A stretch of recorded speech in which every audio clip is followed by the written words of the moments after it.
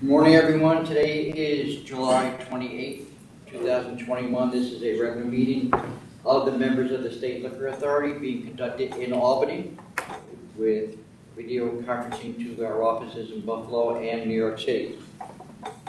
The meeting is also being live streamed finally on our YouTube channel. As you note, in all the offices, chairs, at least for those who are not vaccinated, are being spread apart. To maintain adequate social distancing, we ask anybody who's not fully vaccinated to please wear a face mask.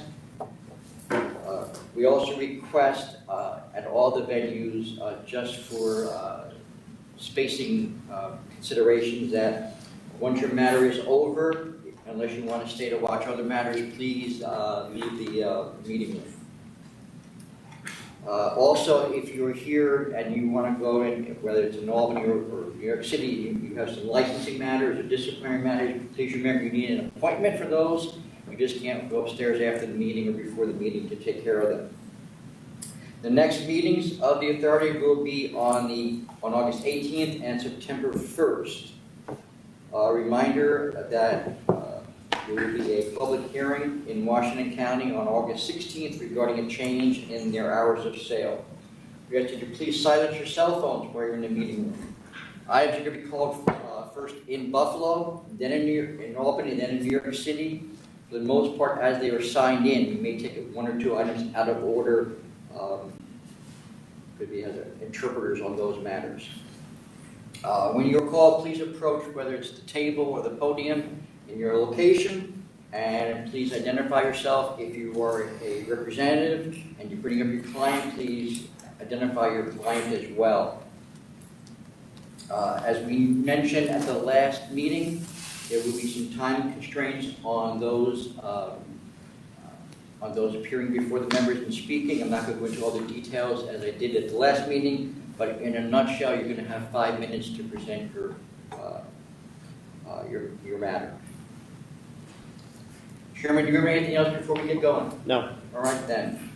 We're going to go first to Buffalo, and the first item there is 2050.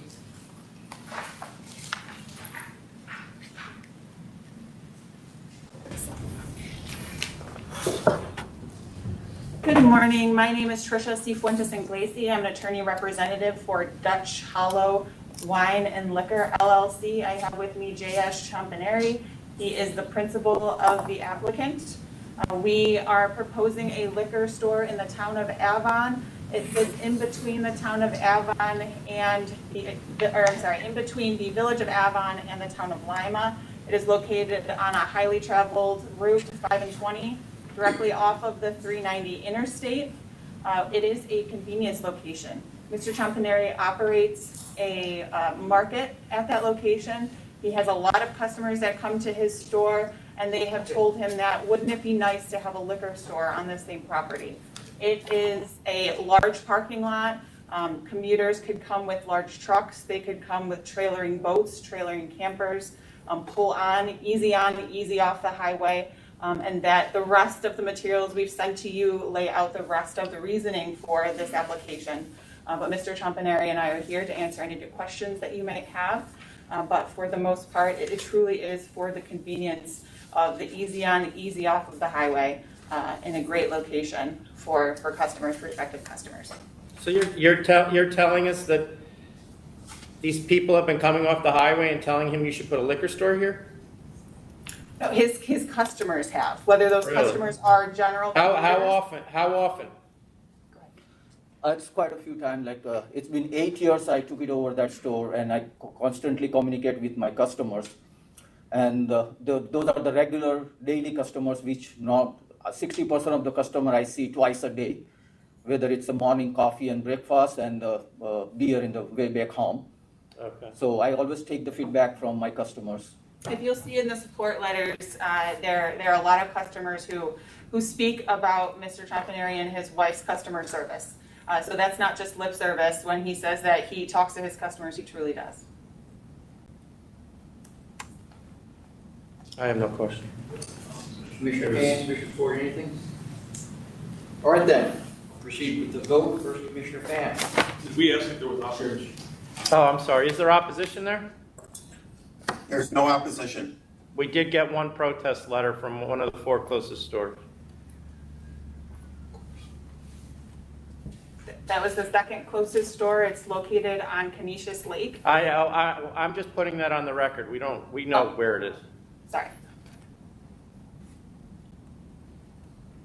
The closest store is almost 3 miles away. This applicant has a grocery store that was right next door, so I find public convenience. I vote to approve. Commissioner Ford. The store that voiced a protest, they're down in Lakeville, almost 6 miles away, so I kind of see that as a different area. I mean, it's servicing Lakeville, obviously, to the south. This store is located on Route 20, pretty busy, a very busy corridor, right at the intersection with 390 coming out of Rochester. You have letters of support from both the towns of Lima and Avon. So, based on that support and the fact that there was no objection from the closest store, I'm going to vote to approve. Chairman Gray. I'm going to vote to approve as well. Thank you so much. Thank you. The next item we have is 2057 Blue Jays Wine and Spirits LLC.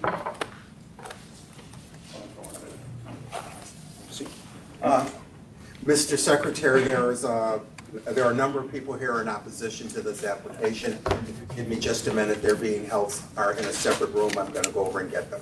Well, why don't we do the recon, Dave, why don't we do the recon first, and if we don't decide to recon, then we don't need them. Thank you. Good morning. Eric Bloom of Counsel for Barclay Damon. I represent Blue Jays Wine and Spirits LLC. With me is Ashish Patel, the prospective general manager, should the license be approved. This is in support of a request for reconsideration of your prior declination. The basis of the declination seems to be twofold. One, that the applicant did not demonstrate that the license would serve the public convenience and advantage. That was based on a letter from the Honorable Crystal People Stokes, that the package store would be located in an area that would be subject to racial disparity and other issues, and she felt that that would be not beneficial to the community. The board also raised an issue concerning the connection between the applicant and the existing package store license.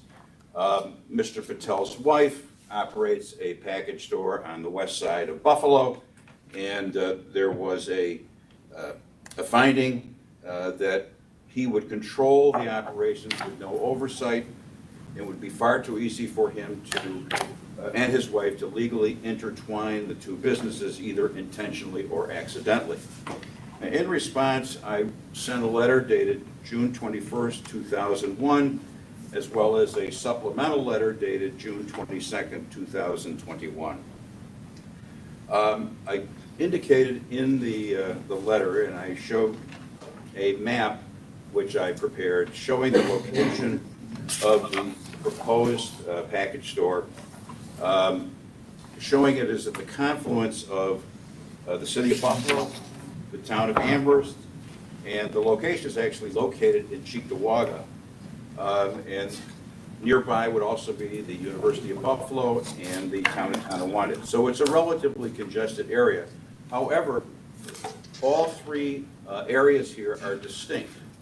The town of Amherst is a very affluent area, contains some of the most expensive homes in Western New York, and certainly cannot be considered to be economically disadvantaged. The area in Cheektowaga is racially diverse. It consists mostly of single-family dwellings. Everything is well maintained, and again, I cannot believe that the area in Cheektowaga would also be considered to be under some type of racial or economic disability. Now, the area that encompasses Ms. Peoples Stokes area, the district is 141. That area is not racially diverse, is primary African American. The liquor store there that is opposing this application is located on Bailey Avenue. It's indicated on the map as Shepherd's Liquors. I believe it's University Liquors in your decision. That is a small store that's located on a fairly congested, busy commercial street. It has no off-site parking, and it services primarily people who are located within walking distance of that particular location. Our location is in a strip plaza. It has ample parking. We intend to emphasize wines, wine education, and therefore will be providing a service which is different than the services provided by either Shepherd's Liquor or Roundabout Liquors, which is again a small liquor store located approximately 2 miles from the proposed location. Now, it's interesting to note that the proposed location at one time had a very diverse number of tenants. That included a grocery store, included a butcher shop at one time, included a produce store, and included a liquor store and a dry cleaner. So there was a proposed. 30 seconds. I'm sorry. You have 30 seconds. Okay. Again, all I can say is that I think there were assumptions based on the location that were inaccurate, and it's not our intention to solicit business from any area that is economically disadvantaged or suffers from any kind of drug or alcohol problems. Yeah, just to clarify, for the record, the letters from local elected officials weren't about some kind of racial disparity or issue, but more about what you just said, which was that this is an economically depressed area and public health concerns would militate against putting another liquor store in that area. You also mentioned that there was some finding that this store would act in combination with another store. There was no such finding. The board did mention a concern that because there was another liquor store in the family, that these stores would act in combination, which is always a concern when family members own multiple liquor stores. And we just wanted to clarify those 2 points. Can I respond to that very, very briefly? The applicant is. Well, hold on. Who is the applicant? Don't Sir, answer who's- the question before. Sir, who's the applicant? The applicant is Blue Jays Wine and Spirits LLC. Who But the owns sole that? member Who owns of that? A woman named Vidhi Patel. And where is she? She lives in Ohio. And who's Now, that next to you? This is Ashish Patel. They are related, but not And his wife is the one that owns the other store? Correct. Mr. Patel's wife. All right, I'm ready to Gentleman vote. next to me owns the other store. All right, the members are ready to vote on the question of reconsideration. I vote no on recon. Commissioner Ford, I'm going to vote no on recon as well. Chairman Bradley. I'm gonna vote no as well. I mean, everything he brought up was, I considered in the previous hearing. All right then. Thank you. Next item is 2162. This is Baytown Liquor LLC. 20 what time? 2162. Good morning, I'm Tracy Jong, and with me I have the principal, Mr. Marco of Baytown Liquor. We were here before you 2 weeks ago, and a question was raised that issues. One, whether or not they were operating in the new location. This is a removal application for a liquor store to move the location of the liquor store about 50 feet from where it has been since 1979.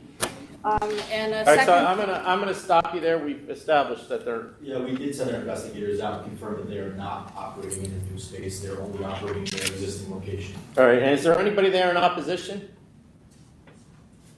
There's no one here in opposition. All right, so unless you guys need more info, I'm good. Are we ready to vote then? Yep, I'm going to vote to approve. Commissioner Ford, I'm going to vote to approve as well. Chairman Bradley. I'm gonna vote to approve. Note, we do have support from the town of Penfield this time. All right, good luck. Thank you. The next item I have is 2170 Eastside Liquors LLC.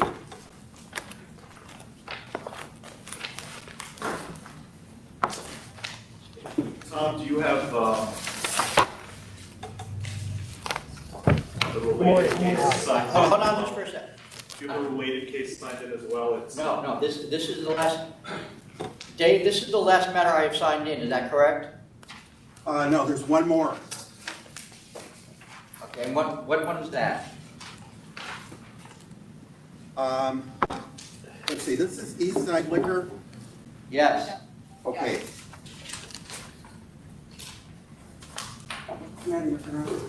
Eastside Liquor Store. Oh, you're right, Eastside Liquor. So that doesn't. There are two east side liquors. There's two Eastside Liquors. The other matter. Are they here on the other east side? Yes. Yeah. 2079 is the other. Yes. So, So why don't we do 2079 first? Okay. sure. Obviously, one to the new application and then the. Yeah, I want to do 2079 first. I think that will clear up the second. All right then, 2179. No. It's 2079, all right, hold on. 70.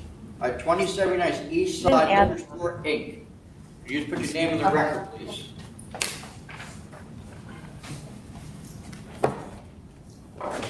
Good morning.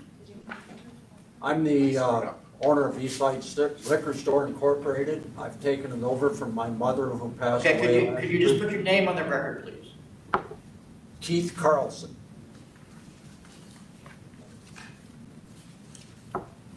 Okay, go ahead. I have taken over my mother's business who passed away a year ago now. We are looking to take this business to another level in the Jamestown, New York area.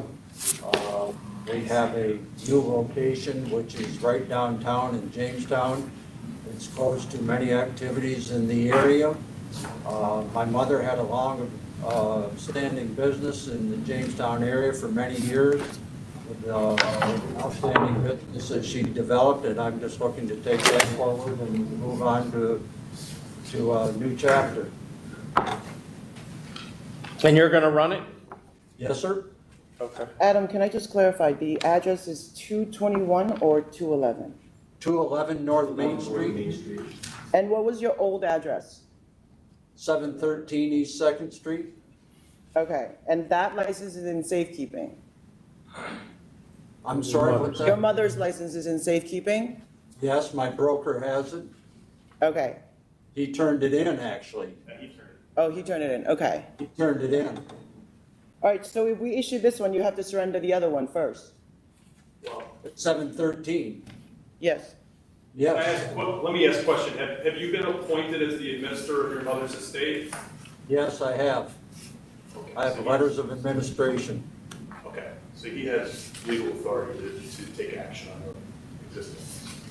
So if you grant it, you can make it conditional. Right. Conditional upon the surrender. Do we know how far these two locations Yeah. are apart? They're less than a mile, 0.9. So it would be one of the four Would be the closest? closest store. Okay. And is it bigger? No, it's about the same. It's about the same? They're both in downtown Jamestown. And this is not the... All right, I think we're ready to vote on this one. Do you All right. want to hear, is there anybody opposing this application? We didn't get anything. I don't know if No. others. There's no one present in opposition. All right then, Commissioner Fan, I'm going to vote to approve. Commissioner Ford, I'm voting to approve as well. Chairman Bradley. I'm voting to approve, obviously with the condition that before you pick up the new license, the other one has to be surrendered. In addition to getting copies of the appointment letters over the Yeah. estate. Yeah, and you have to get appointment letters of the estate and everything else.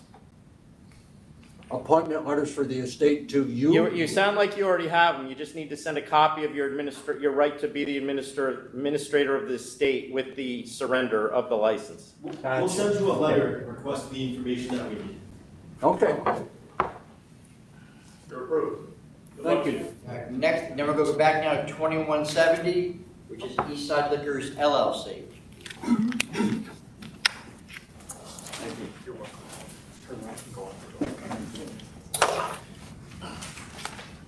Good morning. My name is Justin Giuliano. I am the representative for Eastside Liquors LLC.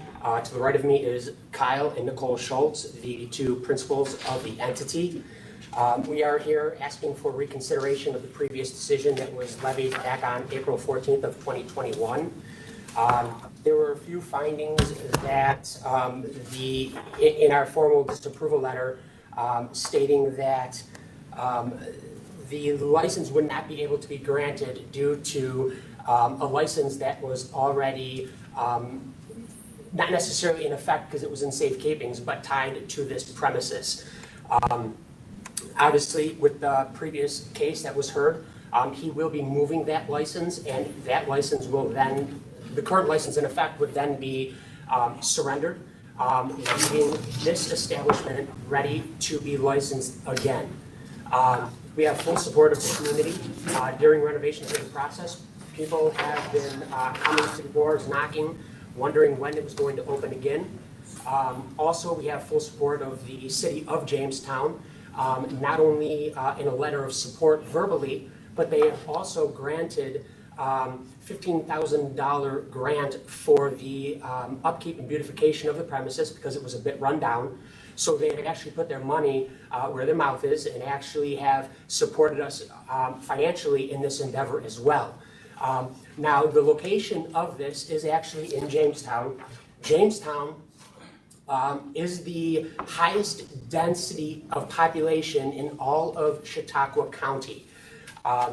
The fact is that during the summer months, Lake Chautauqua experiences a very large influx of population for people who enjoy the summer month activities such as boating, skiing, just lounging on the lake. They hold cottages that are temporary residences during the summer months. Also, Jamestown is a tourist attraction for comedy, fans of comedy. We have the Lucy and Desi Arnaz Comedy Center located right in Jamestown, which is an attraction for people to come who are previous fans and still fans of Lucille Ball, who is a local or was a local resident of the area. Also, the National Comedy Center is also located in Jamestown, which is a huge draw for comedy fans. The population does see a surge during the summer months for Lake Chautauqua, but also during the entire year for those who are comedy fans.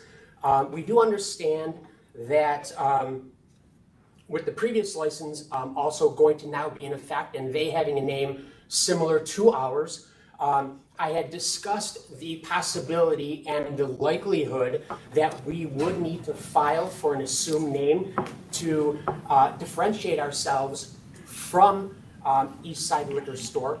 And my clients are more than willing to do so in a spirit of cooperation.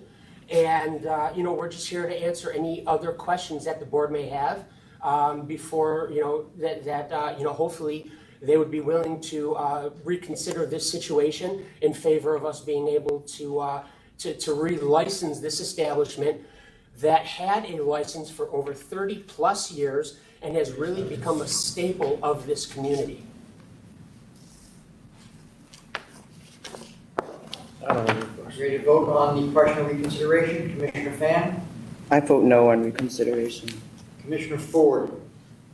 I would vote yes on reconsideration.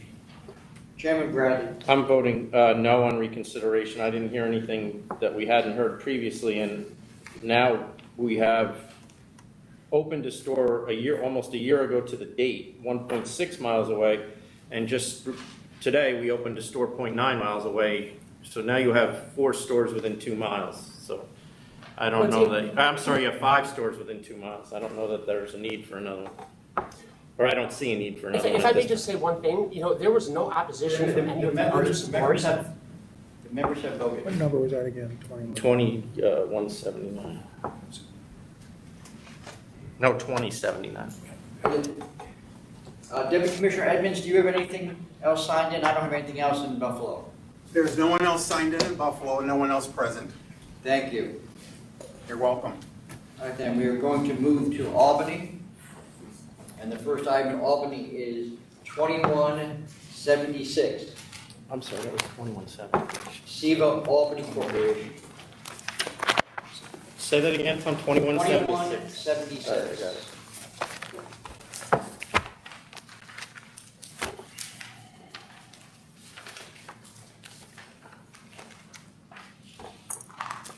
Go ahead. Thank you. Good morning. I'm Attorney Murray Kaplan. The principal of the applicant, Kantibai Patel, is here, and his son, Suha Patel, is also here.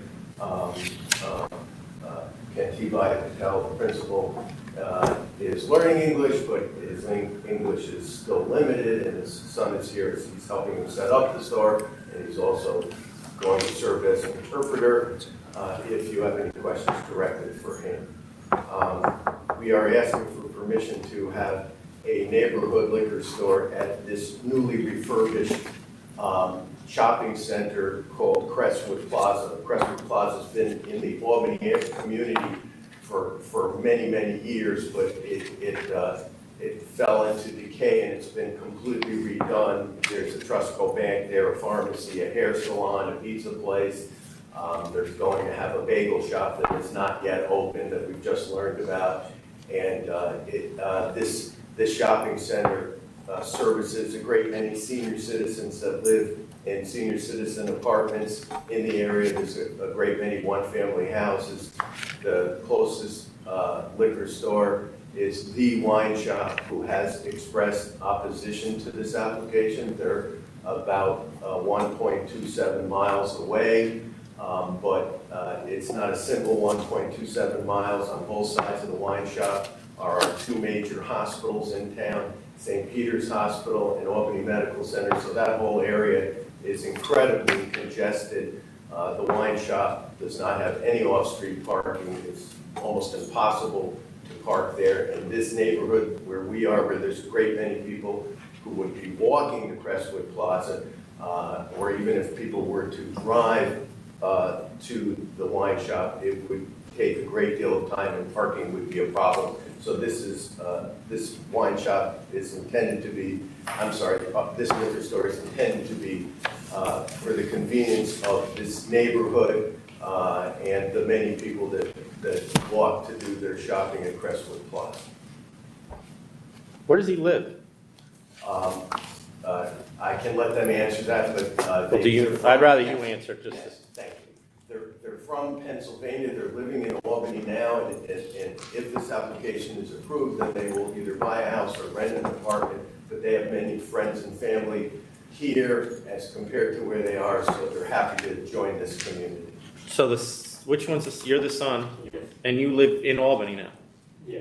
But your job was outside Philadelphia. We work from home. Oh, you're working from home. Yeah. And you always work from home, or just during COVID?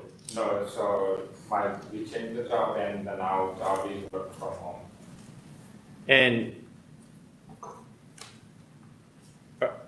are you partners with your father in this? No. So what are you doing here? I'm helping him.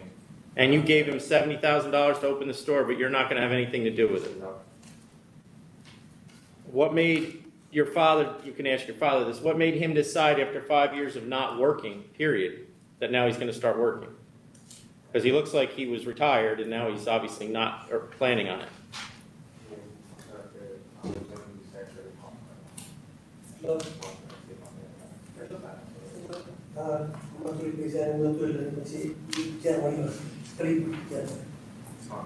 So he's saying that he didn't have money, so he want to do something on his own now.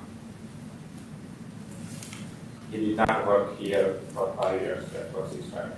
And what brought you to Albany, both of you? My friends and family lives here, and we don't have that we live currently, so we want to move around here and grow my son, and we have family, so we want to grow him next to his cousins. Do any of your relatives own liquor stores up here? No. Any of your friends? So your dad's going to be running the business. Sorry. You're going to be helping your dad run the business. To set him up, and then he will hire a manager, experienced manager. And then you go back to Philly? No, I will stay here.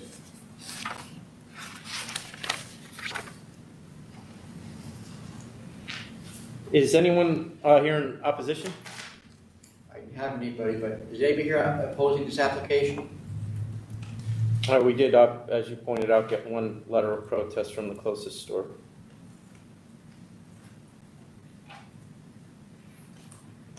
All right, I'm done. You ready to proceed with the vote? Unless you have the question.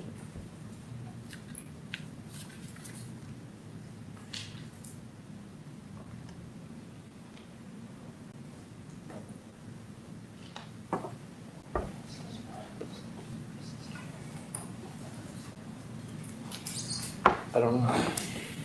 I mean, I'm familiar with the area, I couldn't tell you.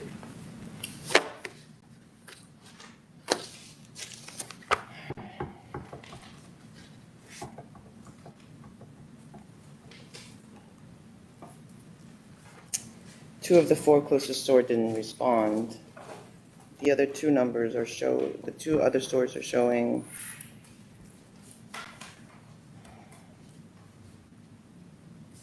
some vote. I'm going to vote to approve.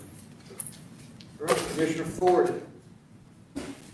The closest store which did log a protest, the numbers really jumped from 17 to 18, went up a little bit 19, then there's the COVID 2020 bump, which everybody got. There's no response from the second or third store. The fourth closest store, their numbers have been going up too, and that was prior to 2020. Where you are located, proposing to be located, it's on the other side of St. Peter's Hospital, and the closest store that protested is over by Sage College.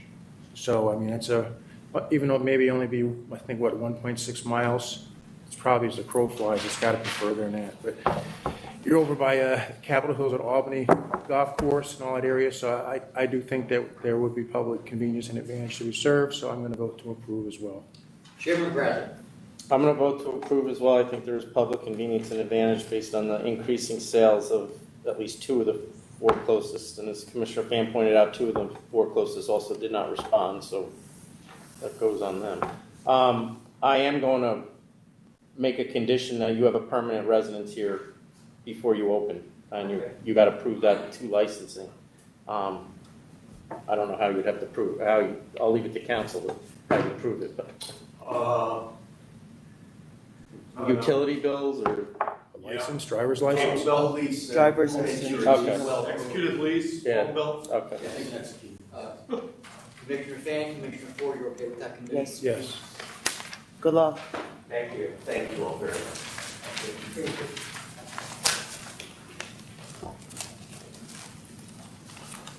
He was going to leave it to Mr. Roberts. Next, Tom, can I take 2 minutes? Yep. we're going to take a brief recess.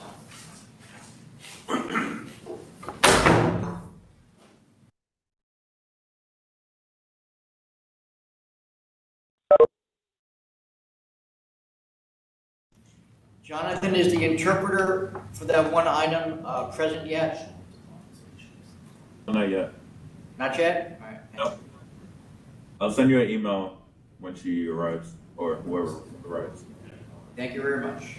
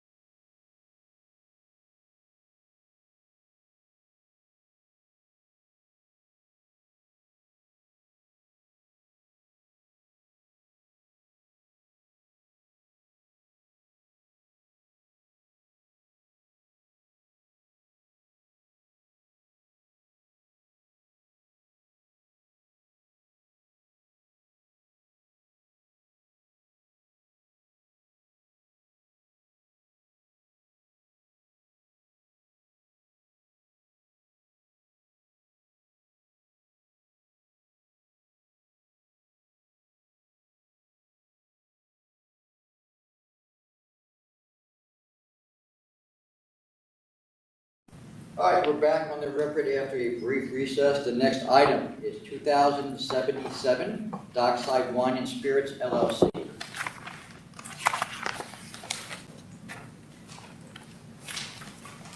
morning. My name is Michael Baxter.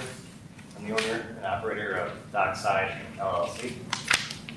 I would like to open up a store in Union Springs, New York, which is a small community right on Cuba Lake. But in the summertime, I'm just going to stop you. Do we have any opposition? So we did get one letter of opposition. The closest store is 9.6 miles away, so unless you guys have any questions. Nope. Unless you feel like you really need to speak, I'll oh, vote no, to I'm good. approve. I'm good. Thank you. If you want to dig yourself a Where it's hole. headed. Yep, I'm good. I vote to approve. Board? I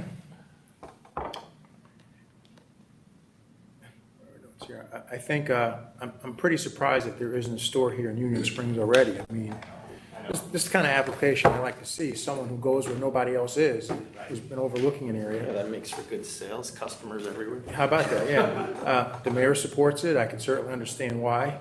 All the other stores in Auburn are competing against each other, not you. They won't be.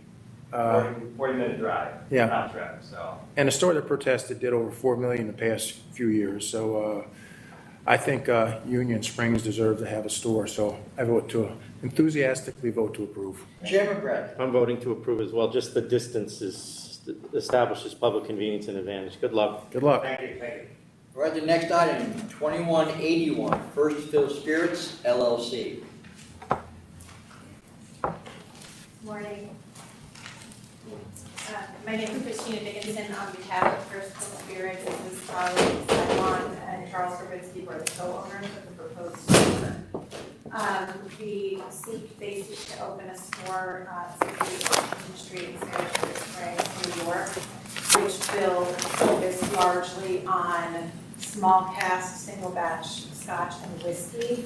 They will not be selling wine, vodka, any large label, mainstream labels. They both have extensive professional background in the industry, and through their years of the work that they've done have realized that there is a gap in the marketplace for the products that they seek to sell. We provided you with a proposed inventory list that they would seek to offer. So I mean, you say primarily, because I'm going to be honest with you, if this was a liquor store, you'd have no hope. Right. The only hope is the specialty niche that you're trying to fill. Correct. Is that we're only going to have products related to single malt whiskeys?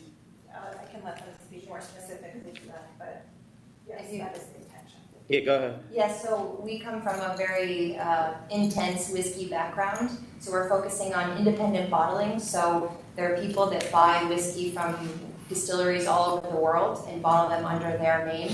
That will help also with the 700 ml change as well. So we're seeing this move within the alcohol industry. And also single casks and small distilleries here in the United States and New World whiskey. So I'm very well versed in Australian whiskey, Taiwanese whiskey, Indian whiskey. So we're just ahead of the curve of things that large liquor stores don't want to deal with because they're more of a hand sell. They don't sit well next to the Macallans and the Chivas Regals of the world. So we've seen that gap in the market for some time, and so that's what we want to focus on, to bring those specialty products to life. And we're very focused on education, education to our consumers. And you're going to be doing shipping as well? Yes. So we've put a lot of time in design. We did a few little screen grabs. It's not live yet because we don't have a shop license, but that's a huge part of our business model. Whiskey people like to compare prices and be able to contact you and reach out to you and provide that hand sell service, which most liquor stores do not offer at this time. When you say focus, which I'm not expecting you to be able to lawyers, even though I am one, I don't expect everybody else to be. When you say that's your focus, that's the issue, because if you wanted to just focus on that, but you were going to have a liquor store that had anything else, you'd be in competition with the others. So if there was a restriction on your license, you could only sell, and then I guess you'd define it as whiskey, or something more narrow than whiskey. Would that work? Well, I think our focus is really single cask, so it'll be 98% whiskey. There are some rum single casks. Again, no stores sell these. These are all independent bottlings. There are some new mezcal. See, the problem with that, at least in my mind, is you obviously have the background and the education and interest, and you want to go in this one direction. If you weren't doing that, there would not be a liquor store here, in my mind. And in order for me to approve this, I need to restrict you in such a way that if this business model goes south, your only option is to shut. Because you're not going to then turn into a normal liquor store, because they don't need another liquor store. Now, if you're going to do what you're talking about, then that probably, I think it does have a level of interest. I don't know, I have no idea how big, but it clearly has a following. And so that would be public convenience and advantage. So I don't know that I can leave it as open-ended as you're talking about. I think I have to, at least I don't know where they are, but I think I have to at least say, if you can define, is it all going to be single cask? The majority of independent bottlings are all single casks. So it's can we barrels, do that? It's single barrels that, And those are noted on the label that it's... Yes. A list of SKUs. Well, but then you monitor But SKUs. it's constantly changing. Yeah, we can't monitor it. So, certainly, We could say all whiskeys and then any other alcohol that is single cask. does that work? Whiskey and then single cask? Yeah. For Other very spirits specialty that are single cask with no wine. No wine, right. Yeah, we could do that, all right. And sorry to just, because whiskey is such a broad term, but, so. That's why I'm saying, Yeah, Just leave it. yeah, Just that's leave why it. I'm saying. Yeah, no, that's what we That want. helps you. I just, okay. 'Cause That helps you. Yeah, that's good. Having drank a lot of it, I understand how. At all levels. All right, When you're open, I will stop by. All right. But I think that's, Enforceable, that's the only thing I'm asking you. yeah. Okay. Okay. All right, Tom, I think we're. Commissioner Fan? And I will vote to approve with the conditions that the chairman mentioned, which is all whiskeys and single cask. Before we do that, we don't have an opposition here, right? I have no one signed in. Okay. Is anybody here in opposition? No one signed in. They do, obviously, we do have one protest. Whiskey and single cask spirits that are not whiskey. Yes. Commissioner Ford. Commissioner Ford. The only protest we have is close the store, but they protested, but they didn't provide any gross sales numbers. Interesting. Saratoga Springs is a pretty eclectic area, so all sorts of different specific tastes. So as the chairman said, just on the surface for just another package store, I wouldn't vote to approve either, but I think that what you're offering is a specific type of product that would meet the public convenience and advantage standards, so I'm going to vote to approve as well. Chairman Bradley. And I will approve under the restriction that Commissioner Fan mentioned. Good luck. Thank you. Good luck. All right, then the next item, 2067, MADIRA LLC.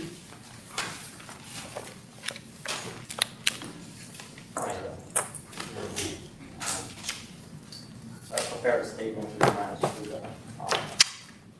So my name is Prakash Patel. Maybe I should change my last name before coming here. No relation to Kati Patel either here earlier or Ashish Patel. How about the rest of the Patels Yeah, in no, northeastern New York? None of the doctor Patels you might know. Most of my family is back in Massachusetts, actually. All right, so respected members of New York State Authority, first and foremost, I want to thank you for your time and opportunity to present my case to obtain license to open liquor store in Town Clifton Park. Let it be known that if there was any doubt in my mind regarding the feasibility of opening this business, whether it's from saturation or competition standpoint, I would not invest my hard-earned money in the middle of the pandemic. I actually believe competition is for our learning because of a successful business is vital to distinguish offering services of competition is effectively negligible or minimized. I will strive to offer unique beverages and brands that are hard to find in the area and meet specific catering to a mature audience with sophisticated practices. There's a senior living center literally across the street, which I'd like to try and make convenience for. I also have extensive knowledge of liquor store from operating and working at my father's liquor store for most of my teenage years in Holyoke, Massachusetts. My knowledge of alcoholic beverages is not superficial as it reaches beyond taste and smell into chemical composition. I can elaborate on the conversion of glucose into pyruvic acid, and furthermore do acetaldehyde and into ethanol, but likely you won't fall asleep by the time I'm done. But I can elaborate if you want. Lastly, I want to emphasize on the are you a chemist? Yeah, I'm a chemical engineer actually. Oh, okay. Yeah, you don't need to elaborate on that. Yeah, and we actually made wine in my, I was a leader for senior lab where we made wine using anaerobic and aerobic process, and some kids were crazy enough to drink it. So. Lastly, I want to emphasize the reasonability of the location of my store relative to other stores. Please refer to the map that's part of the package that my owner provided. You'll see that the concentration of proximity to all the stores, and see that my location is actively distanced from other stores. Residence and traffic density is one of the top metrics I use when doing the feasibility study for this business, and they both specify this location relative to tolerance. Stuart Shop, the landlord, is the definition of Patreon convenience and advantage, and local New York loyalty brand, and I cannot think of anybody to partner up with for this location. I talked to them pretty extensively on the feasibility and the traffic density and the residents around to make sure that this was going to serve, both an advantage of both of us. Let's see, this shop was 1,000 customers already shop at Stewart's for gas and daily needs. That's a very busy intersection, by the way. It's a 643 Groomsor. It's an intersection at Groomsor and Bishop Ferry Road. Let's see. I want to thank you all once again for your time and opportunity. I hope you'll make the right decision to grant this license. So that we do have one protest. It's the closest store, I believe. No. Yeah. Yes, it is the closest. And they're not here, right? Okay. The other three of the four closest did not supply 1 ounce of sales data for us, so we're kind of sailing in the dark right now, which is probably going to go to your benefit in my mind. I think do you have any questions? Sheared her through the application away, so I know she doesn't. I'm going to vote to approve. Right. Commissioner Ford?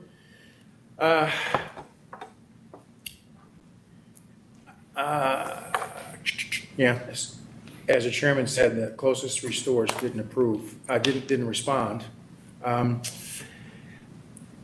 And I think where you are is far enough south, you're going to be servicing the Bishop Ferry area more than those guys up to the north. Yeah, there's tons of single-family homes literally like circling around that Stewart's. Yeah. And right across the street is a retirement community. So, like a true engineer, you've done the data, made your case, and done your homework. I work with engineers every day, so I understand them. I vote to approve.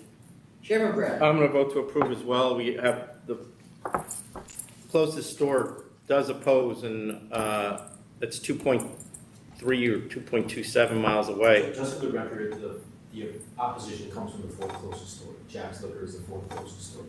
It's on our thing here. It says 2.27 miles. It's listed 4th, but it's I apologize. Yeah.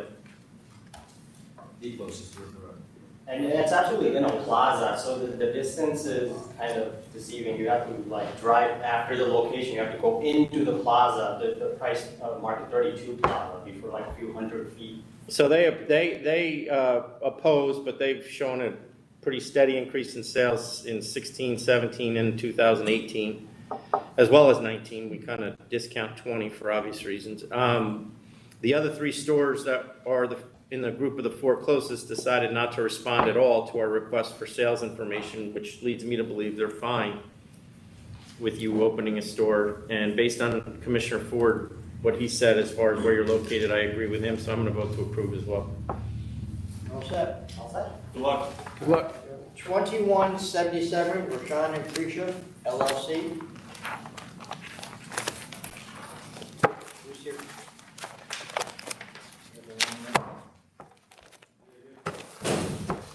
How about 2077, is it? We had to oppose the PRISHA. Oh, you're here for opposition for that? Yeah. Yeah, come on up. Oh, okay. Oh, I didn't know if you were here. For, This is 2177, ROSHAN and PRISHA LLC. The applicant is not here, you're the opposition. Are we sure they're not in New York?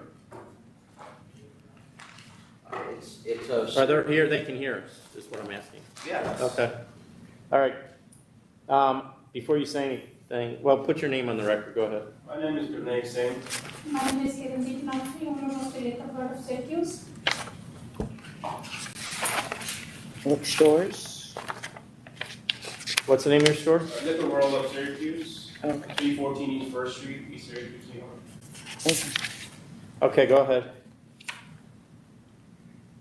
So the proposed store that's on Manley Center Road in the plaza, which is only less than a mile away from us, I don't think there's any public convenience or advantages to the community. Because looking at the community in East Syracuse, it's a very, very small community. I've been living in the East Syracuse, the Wade area for the last 25 years. And the plaza, the store is being proposed in, I have never seen any stores flourish or that plaza flourish with any stores that are doing any business there. It's always empty. And our store, where it is located, is on Manley Center Road, which is the main strip that leads into the neighborhood that's surrounded with that new proposed location. It's if you're familiar with the area, that whole strip is nothing but a state-owned vacant land, undeveloped. On the one side is a big railroad yard with like 5 lanes of railroad tracks going on each direction. It's gone for miles and miles. There's really any community that's, it's not a dense community that we have. Our store where it's located, the only way we are surviving is because of Walmart, which is right across the street. So people come to shop at Walmart, they stop at our store, support our business. You just opened in 2018, right? 2018, sir. 2018 and 19, our sales were not that great. The COVID. We have your sales. Yeah. Well, you doubled. Yeah. In 2000, were you open the whole year in 2018? No, it was March 11th. Okay. So you didn't double, but you between 2018 and 2019, you did First quarter pretty 18, well. we were just getting started. Right. And then 2020, like everybody else. Everybody else, yeah. So. But you're still now doing. we've been flattened out. We haven't increased any sales. The only sales increase that comes up is when there's a long weekend or a holiday comes up. Goes up maybe a few $1,000s. That's about it. But you did almost 2 million in 18, like 1.9, then 2.8, so you went up like $1 million. The one next year, the next year you went up. Well, you got to take a quarter of the year off of that. I mean, it's a 14,000 square foot building. He opened in March, so in 18, so he didn't get all of that. Okay, all right. Yeah, it was only 3 quarters that we worked in 2018. All right. But you guys are by the Walmart. There's a really busy Dunkin' Donuts down there. That's a really busy corridor. It's by the intersection 690. That's what helps our business. BJ's is right there. So we are not getting a lot of the business that we should get from being how big the store is, how much variety we have, what kind of prices we offer people. I mean, we are still not, not even halfway to where we expected to be. And having another store right down the road, which is like less than half a mile, a minute away, in the same side of the road, on the same strip. You don't think that they would be serving the Fremont area? Fremont, there's another store. It's in Fayetteville, which is the town center, which is about half a mile away. They've been granted another. Fayetteville is I looked at that store. So there used to be a 4,000 square foot store there, which got sold to Pascal Group. So they are expanding it to almost 10 or 15,000 square foot, which is going to serve that community if they really want to shop there. Something that we don't offer. We offer a wide variety of wine and spirits. Like just for example, Cabernet. We have over 250 different type of varietals. Yeah. Just in Cabernets, and the store that's coming in the plaza on the same strip, not going to have to offer anything different than we already have. We already are. Is the applicant here? No. No. All right. All right, thank So, you. I'm familiar with it. My office is right on Bridge Street, so I'm intimate with the area, so we'll see how I vote. Yeah, our community is not growing, you know, it's the same community that's been there, you know, a lot of elderly people, the seniors that live in the community behind us, you know, they're not heavy drinkers, and the community that we actually rely on is that area where this proposed store is being offered. Okay, thank you. We're gonna vote then? Yes. Commissioner Pham, I'm going to vote to deny. Commissioner Ford, I'm going to vote to deny as well. The applicant isn't even here. Chairman Brown. I'm going to vote to deny. Not only is the applicant not here to answer any questions or actually respond to what the opposition, who did take the time to drive here from Syracuse, said, but there's no evidence of an increase in population. There's no evidence of any services or products that he would supply that the other 4 stores in the area, closest stores, are not supplying already. So I vote to deny. The next item, 2078, South CAIRO Liquor Store, Inc. Good morning. Representative Mark Wilson here with Secretary Harley. This is South CAIRO Liquor Store, located 24 Ross Road, South CAIRO. Its square footage proposed is 576. The closest intersection is actually County Route 23B and Ross Ruland Road, which is a bypass road that in the past was the main 23 thoroughfare, which has since been taken over by New York State 23. This road actually is the first right-hand turn off of Route 21 of the New York State Thruway. Passes as a side road, and then re-enters Route 23 past CAIRO. So it's really a separate road.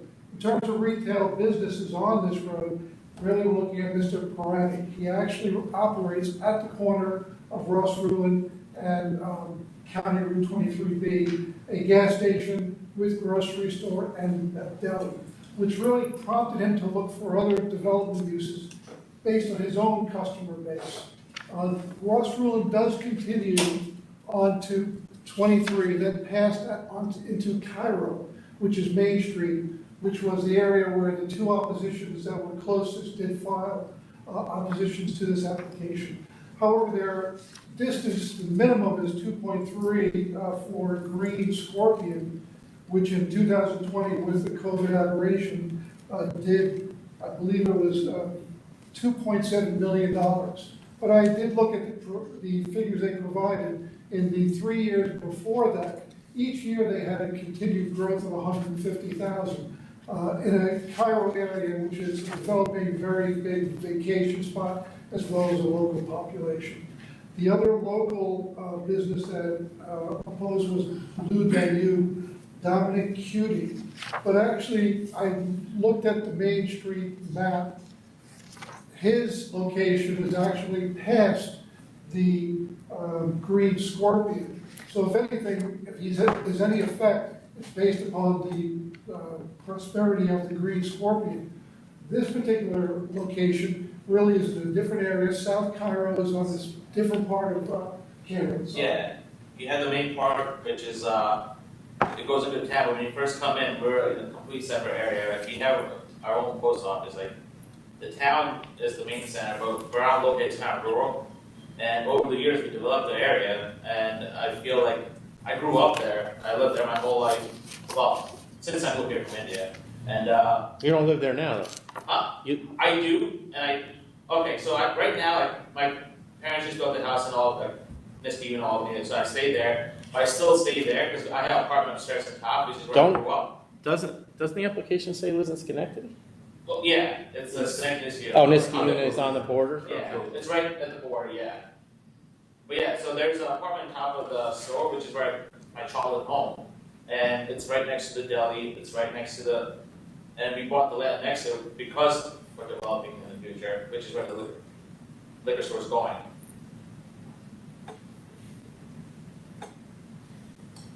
I mean, you say the population increased. Do you have any population numbers to show that? Because I drive by CAIRO every day, and I don't see the population increasing. And I live 30 miles south of it. So I honestly didn't. It wasn't a population that increased. It was just the sales for these other stores. The Green Scorpion has been there for 10 years. Yeah, but the one has only been there for 1 year. Right, but that's. Not even a year. We opened it in December of 2020. I would agree with you. The only issue in terms of it having our store having any effect on that one, is that store is located north of the Green Scorpion. If anyone's going to have. It's not, I'm not trying to say you're going to have an effect on them, because I don't really care whether you have an effect on them. It's more that, can we tell that the demand for alcohol has gone up based on the sales numbers we have? And when we just put a store in there 7 months ago now, and we don't have any idea what they're doing right now as far as sales go, it's hard to figure that out. We don't have a trend on the fourth closest. And then we also put one nearby, not that nearby, it's 6 miles away, in 2018. I mean, I don't know if it matters, but I mean, for the current business that we have at the gas station, I mean, and the deli, the monthly sales are on, excluding gas, it's about 210,000, and that's what we did last month, and we service for 25,000 people. I mean, it's a fairly busy. You're doing 25,000 people a month? In the store, yes. Really? Yes. And again, it's South CAIRO as opposed to these other stores which are in CAIRO. Yes. Separate area, it's not just the distance in mileage, it's the distance in terms of the route. They're on. No, but I mean, it's a rural area. You're going to drive wherever you go for anything. Like over the years, I mean, like I said, I lived there since I was a kid, and even though, like, I still consider my home just because I'm there about 45 days a week already. That's why, because a lot of times I end up just sleeping there. But like over the years, just the amount of houses and construction that's gone down on the side roads over there. Because I mean, we've had the store in my family for the last 30 years. My aunt had it, and then my dad took over in like '98, and then I took over there in like 2005 or 6 or something like that.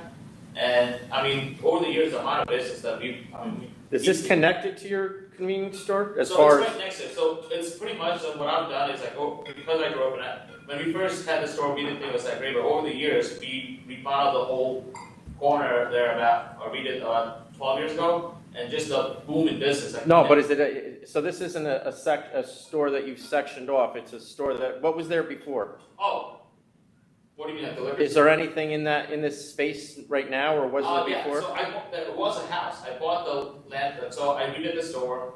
Then we built the deli about 8 years ago, and then I bought the land next to it, which had a house on it. Oh, so this is the house. Yeah. Okay. So then we redid my contractor at that time, because I just bought it because I didn't know what I wanted if I wanted to expand the gas Right. station again. Okay. And then he wanted to do a tanning salon and then he was there for about 4 years, and then he had someone else in there. And the tanning salon there, I mean, I know like they're having a hard time because a lot of times, usually I end up missing out at least a year's worth of rent every 3 years from there. Mm-hmm. So there was a tanning salon in there before this? Yeah. All right, So I think we're ready, Tom, All right, then. unless you have questions. You ready to go, Commissioner Fan? Yes. You clearly know your community. These are your customers, so I'm going to vote to approve. Commissioner Ford?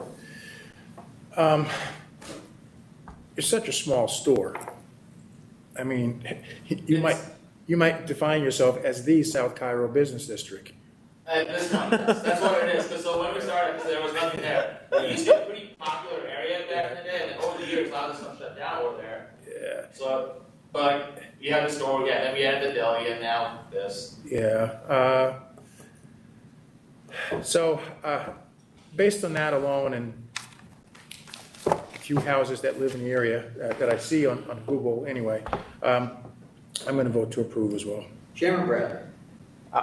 I'm going to vote to deny, and the only reason being because we just put one in there, and this is a rural community.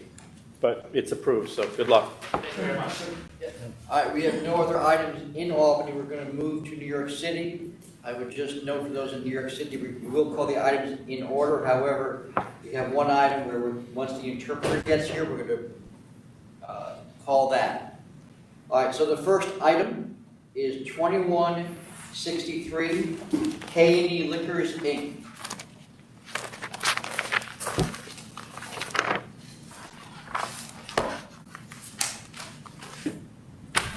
Jonathan, do you see my email?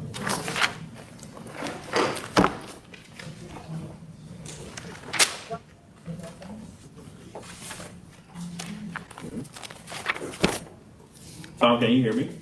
Yep.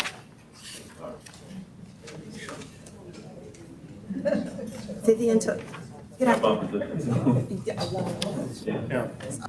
over this way, because they It can't. was held over to determine. All right, anybody who's here, please step in front of the table so we can see who's here. Yeah, for the record, this case was held over in part or exclusively to determine whether or not the store that was licensed in 2020, which the applicant has asserted never opened, actually did open or is open right now. May I state my name?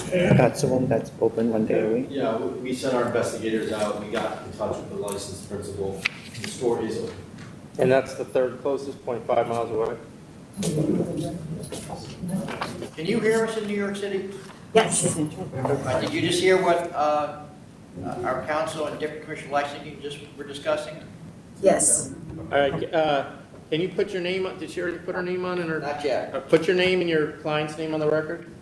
Vivian Tozaki on behalf of K&E Liquors, Inc. And my client is here, Darlington Irabor. Good morning.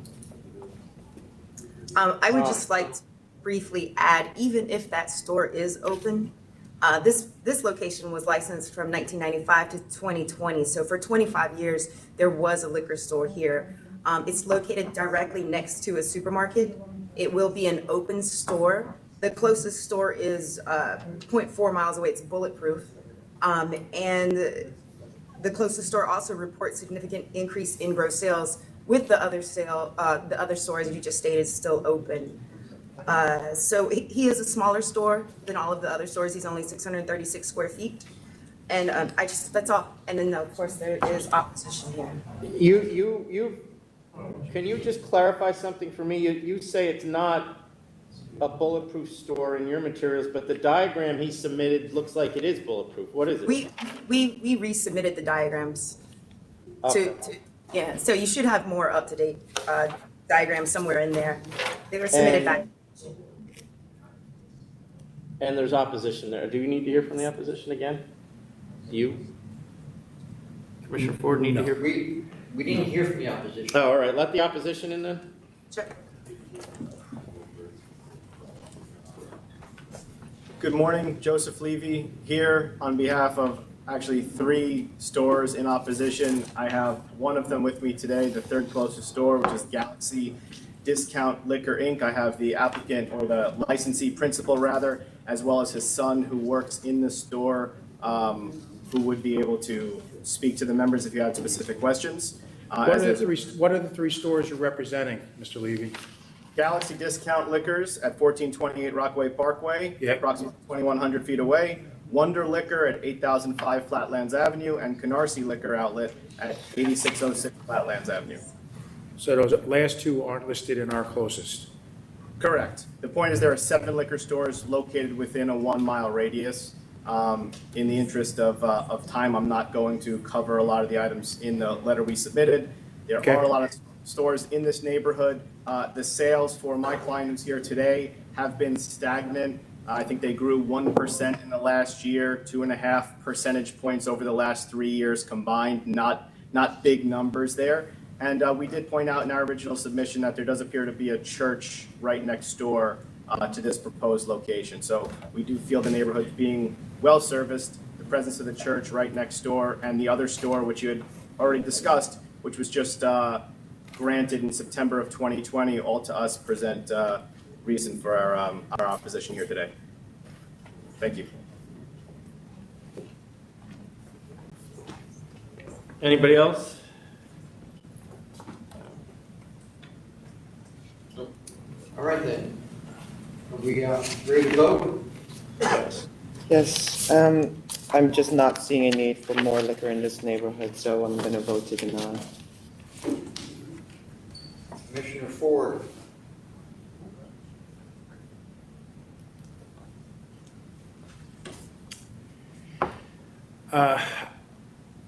I'm sorry, but I don't see the need either, so I'm going to vote to deny. Chairman Bradley. I'm gonna vote to deny as well. I don't see any public convenience and advantage. There's 8 stores, or 7 stores inside 1 mile.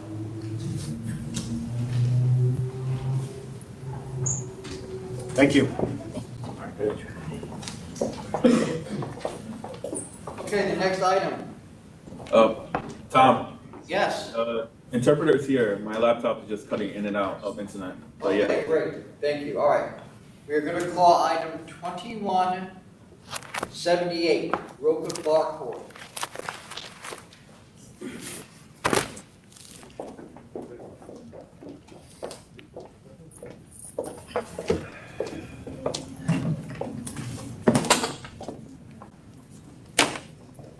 Good morning, members of the authority.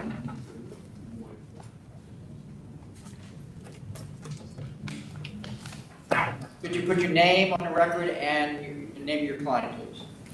Aurelia Tavares, representative for ROCA Bar Corp., located a restaurant located at 8806 Roosevelt Avenue in Jackson Heights, New York. I'm here with the applicant, Blanca Luz Roca, sole applicant at the location.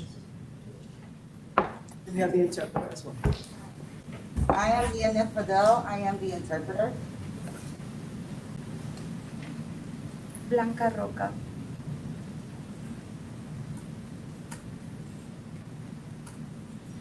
Go ahead. Again, I'm here with the applicant, Blanca Luz Roca. We are applying for a tavern license, 16 seats with 6 tickets bar, 5 employees, 2 security guards on the weekends and as necessary during the days. The principal will be managing the location at all times. We ask for recorded music, live music, DJ, karaoke, no dancing. This location is located on Roosevelt Avenue, one of our commercial strips in Jackson Heights, actually a couple of blocks from my office. There's no issue with noise at this location. It's underneath the 7 train on Roosevelt. The applicant has experience.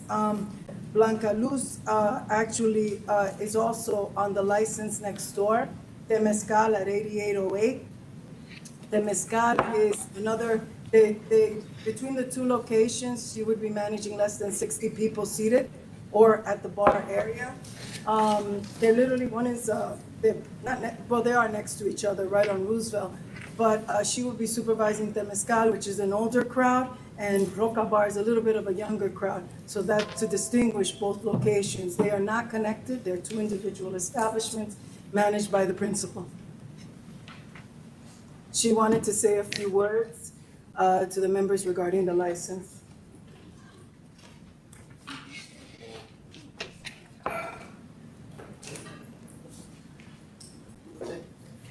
We're listening. Buen día, mi nombre es Blanca Roca. Good morning, my name is Blanca Roca. Soy la aplicante para Roca Bar. I am the applicant for Roca Bar.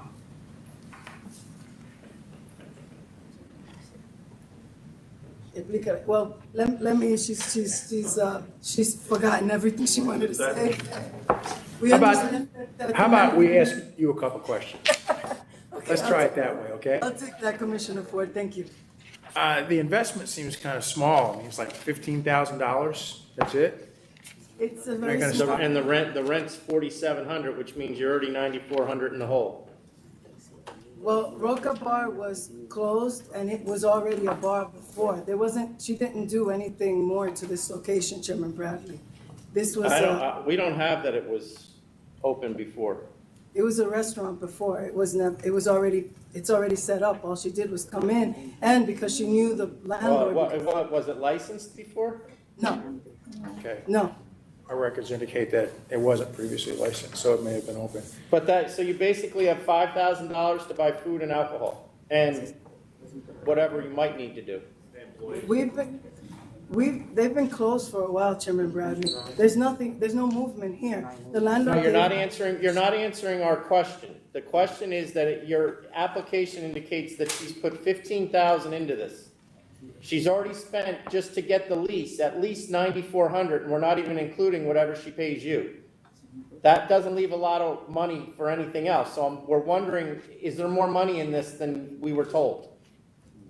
We're waiting till the location opens. It's a bar, tavern, minimum food service. It is not a stock background. She hasn't, obviously she can't purchase alcohol. When there is more money to be put in, she hopes to be able to derive some of it from her income. We don't have anything there, Chairman Bradley. We're hoping that the location gets licensed so that we do invest something. There's nothing there. What is there to invest?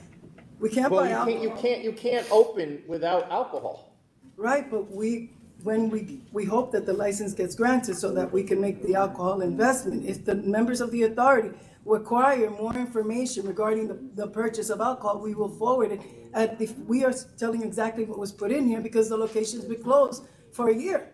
And why does a place that has maximum 49 people, that's including employees, which is a very, very small place, need 2 security guards? It's for the weekends, and she wants to make sure the location is properly managed. You know, she is a new licensee, and we've talked about this, and for the weekends, Roosevelt Avenue, it's a heavily populated area, as you know, because Roosevelt Avenue has been on your radar for a while. We don't want to be a problematic location. I actually applaud her for putting in security. All that does, though, when you put 2 security guards in a place this small, you only have 16 tables. You have 1 security guard for every 8 people. Chairman Bradley, if you see the license, it says as necessary. So that doesn't necessarily secure. It just concerns me that this is going to be, you know, you've asked for every type of entertainment under the sun, recorded, live, acoustic, jukebox, karaoke, and That sounds like a lot more than a bar. We've asked for this. And then she does have a recent history at the place she was working at that she now owns. The mezcal has a history, but it's unrelated to her. She went to supervise the location. She just got ownership like a couple of weeks ago. But she was working there when they got their violations, correct? As a supervisor, yes. They had some issues that night because with the COVID violation. How much did she invest in the other place? ¿Cuánto fue que dimos para la compra de este mezcal? A mí se me olvidó. ¿Cuánto diste para la compra de este mezcal?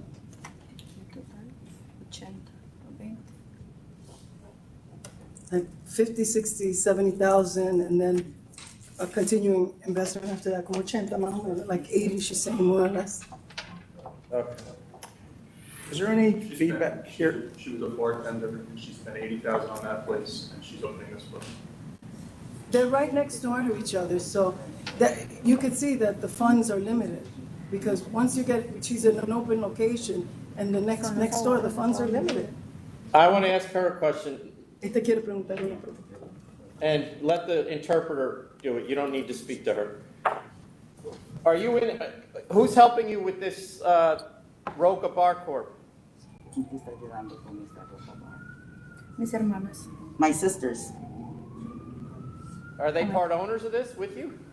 With the ellas son parte dueñas. Ellas prestan todo el dinero. They lending me the money. Do we know that? All right.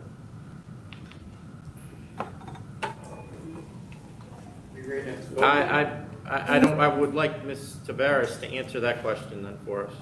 Your Honor, she said that those are her savings for all her life. She put it in there. She just told us her sisters loaned us the money. Ahora en la pandemia. Now because of the pandemic. Well, yeah, but she didn't tell us that. That makes her sisters have an interest in this place that we're not aware of. We don't know who her sisters are. I didn't understand the question very well. Well, she answered it pretty well. She just didn't give us the answer that she was told she should have before she came in the room. All right. Her sisters will be working with her at the location as employees. Ms. Tavares, she just told us the sisters loaned her the money. We have absolutely no indication that was on the application that they loaned her a dime. We've already asked you twice about how much money is invested in this place, and you're telling us it's only $15,000, which I can't believe. Chairman Bradley, going forward, what is there to invest in a closed location? It's closed. Well, she apparently borrowed money from somebody to do it, because she just told us she did.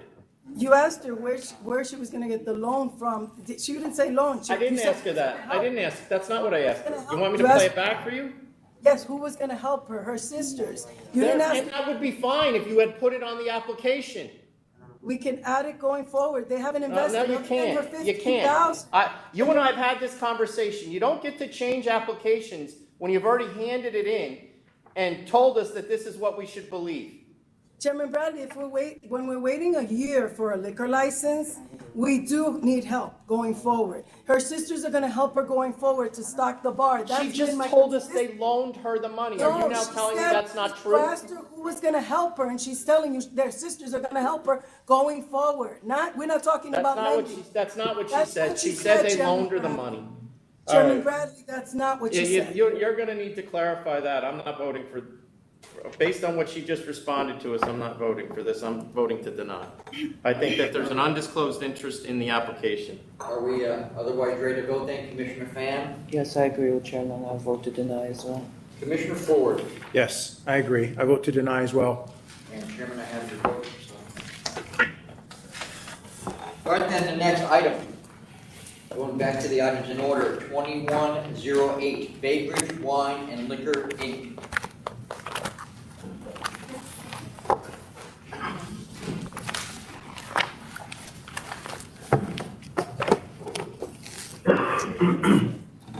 Is that everyone for this matter? Baybridge Wine and Liquor, Inc. Yes, Vivian Tozaki, attorney for Baybridge Wine and Liquor, Inc.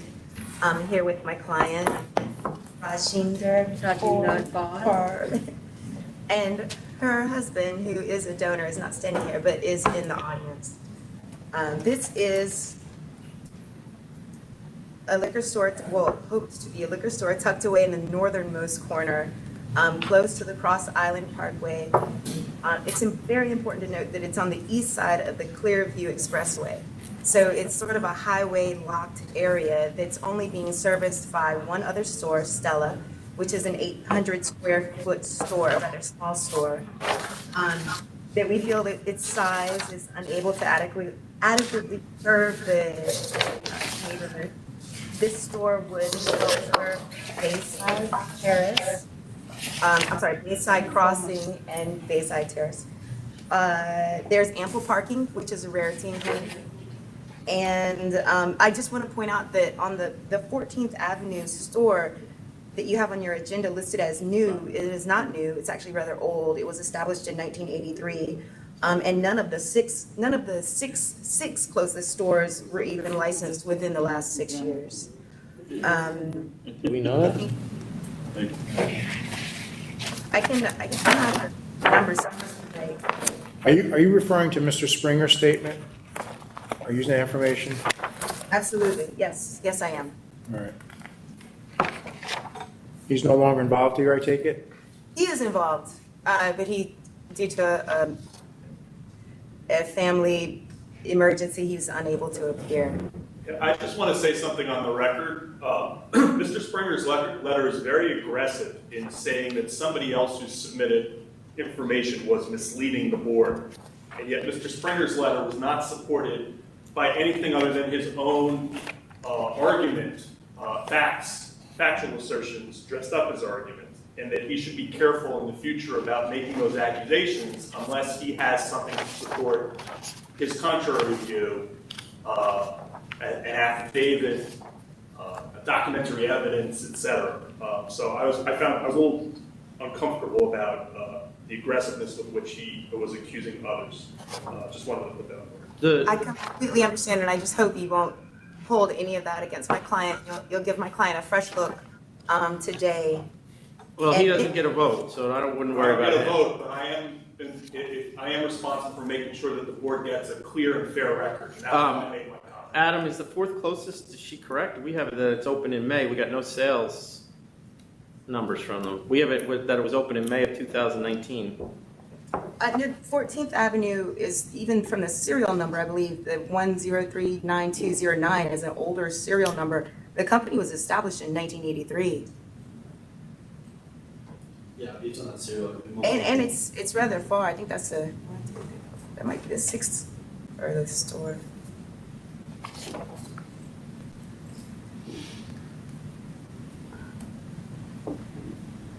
In regards to Imperial, I think the protest, I think there was, what did report gross over 4.3 million, arguably because of the pandemic giving it a bump, but even if it didn't get the bump, it would still be at 3 million, which is pretty good for a 1,600 square foot store.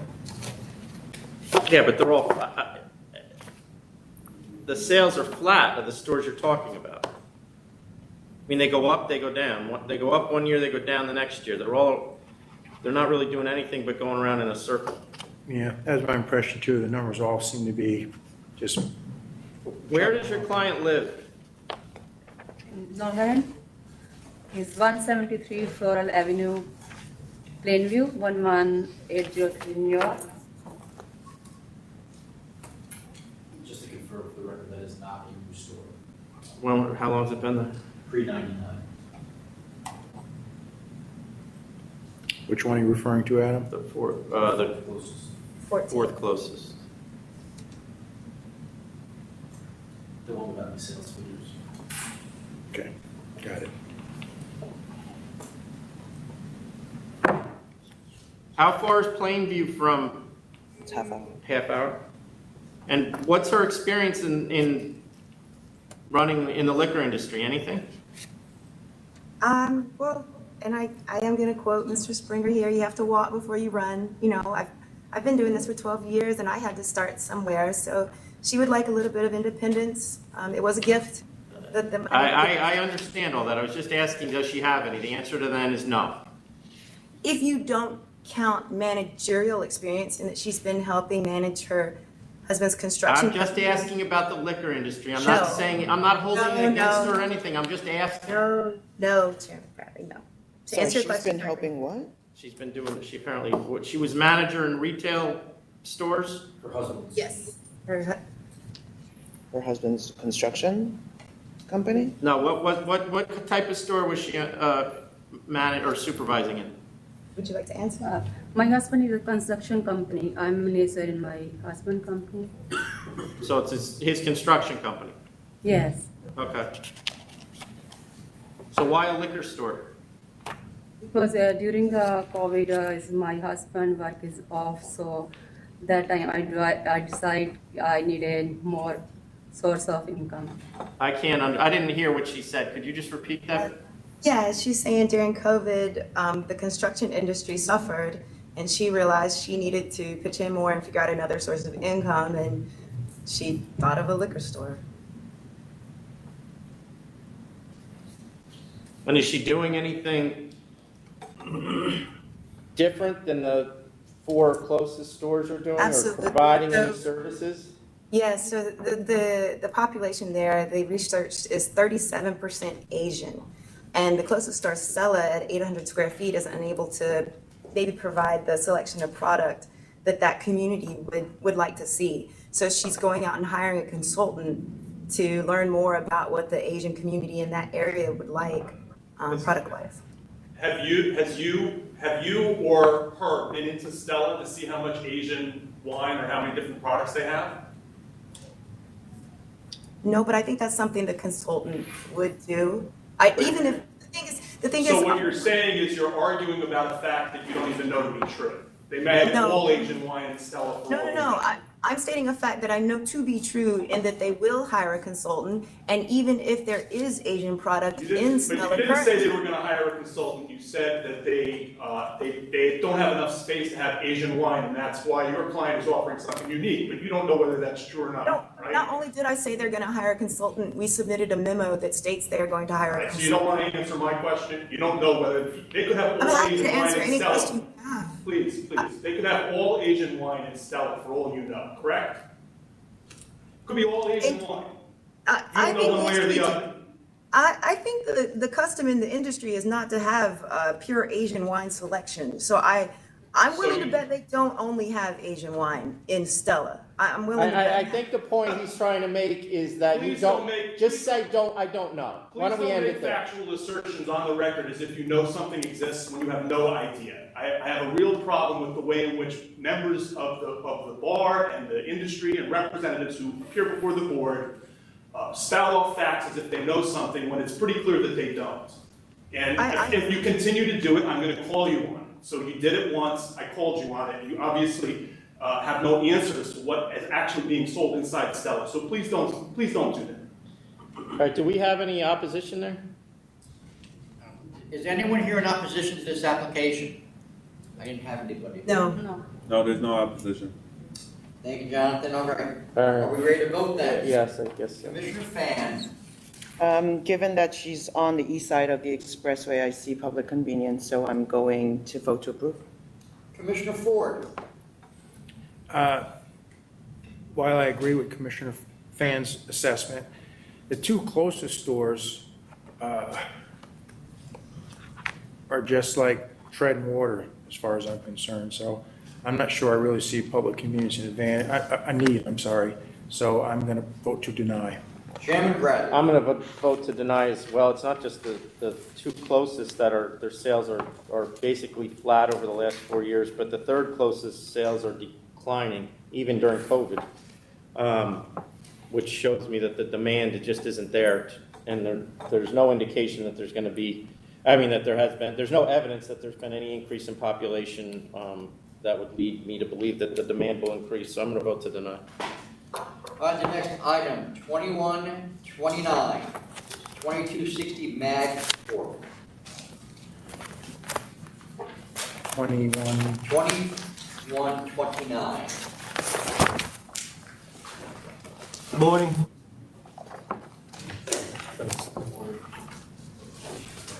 Good morning. Francis Buscemi for the licensee. This is a CNC offer for $5,000. There's nothing new, is there? Because this looks like it was pretty old. You mean no more recent? Right. Cases Charges. in the pipeline? Yeah. I don't believe so. Let me double check. That's what NYPD said. No issues the rest of that year. We haven't received anything in 2.5 years. We do not have any other charges. Okay. All right, thank you. Commissioner Fan, Accept. Commissioner Ford, Accept. Chairman Bradley. Accept. Thank you. The next one, 2076, Snowy's Inc.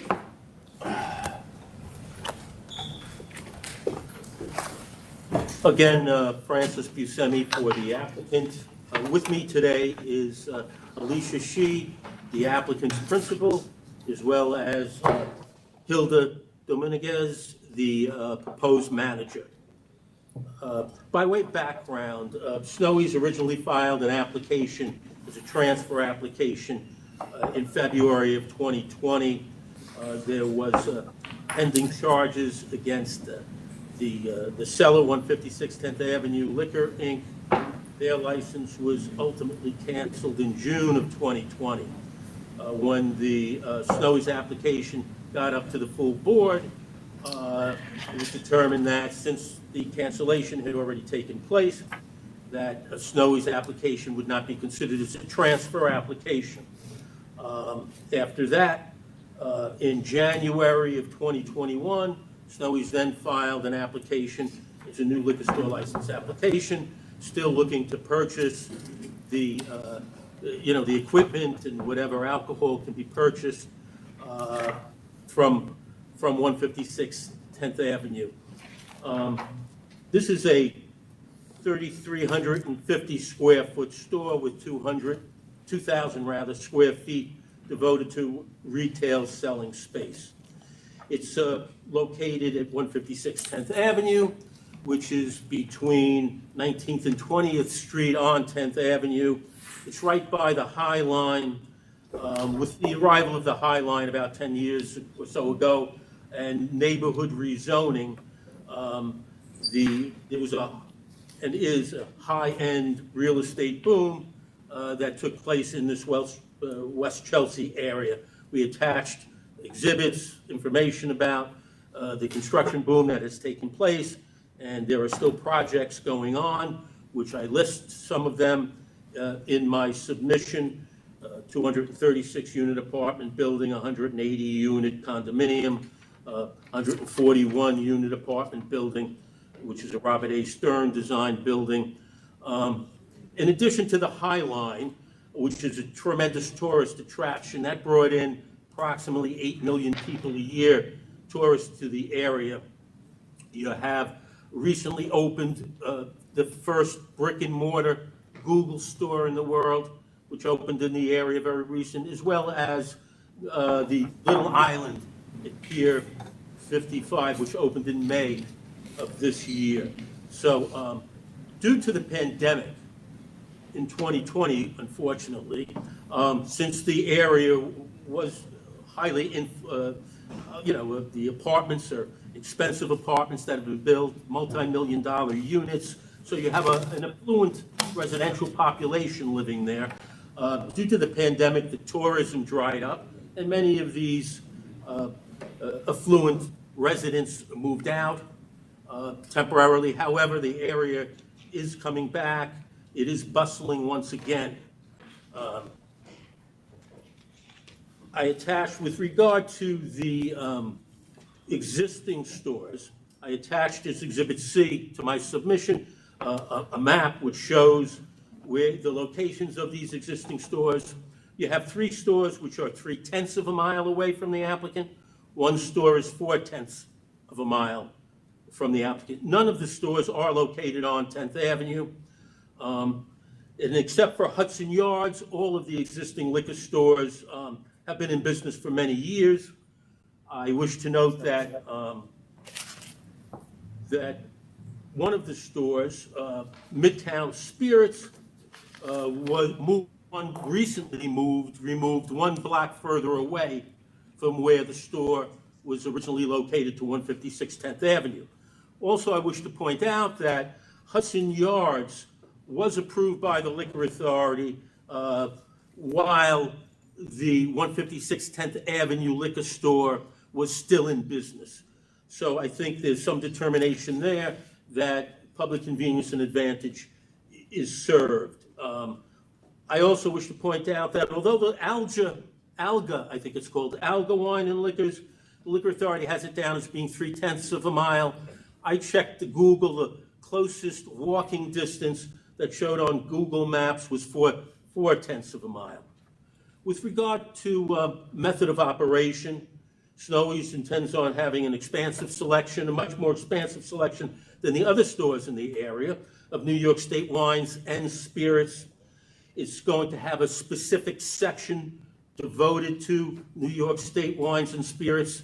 The other stores do not have that, and the quantity that they're carrying is a few products, not the approximate 50 SKUs that Snowy's would be carrying. Snowy's also intends on devoting 2 wine dispensing systems at the store to New York State wines, so that they're being served by way of tasting at all times that the store is open and operating. In addition, Snowy's is going to host tastings, which is going to be accompanied by food pairing courses. There's going to be free membership program for customers where they can earn points for discount which would be discounted towards future purchases.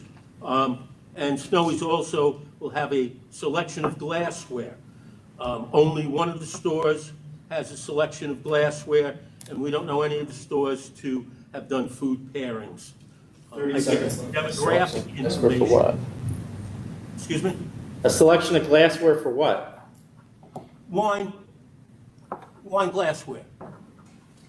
How do you know what's in the, Mr. Buscemi, how do you know what's in these other stores? How many SKUs they have, whether they have glassware?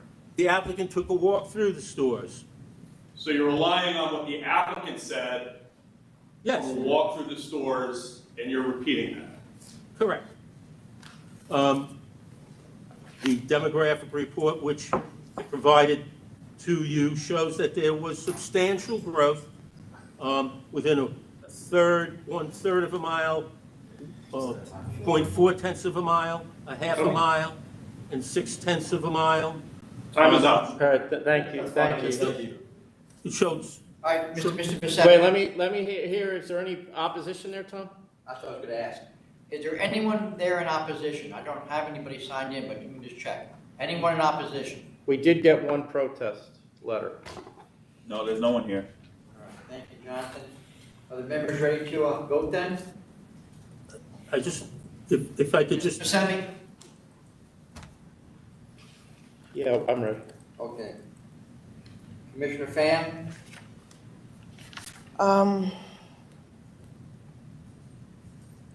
I'm looking at the numbers of the 4 closest stores. None of them are doing increasing numbers. We just put a new store, as he said, on 23rd and 10th, which I drive by every day, and I just think that this neighborhood has been adequately served. I feel terrible that you were caught up with the people prior, but regardless, I would not have voted to support this store, and so I vote to deny. Commissioner Ford?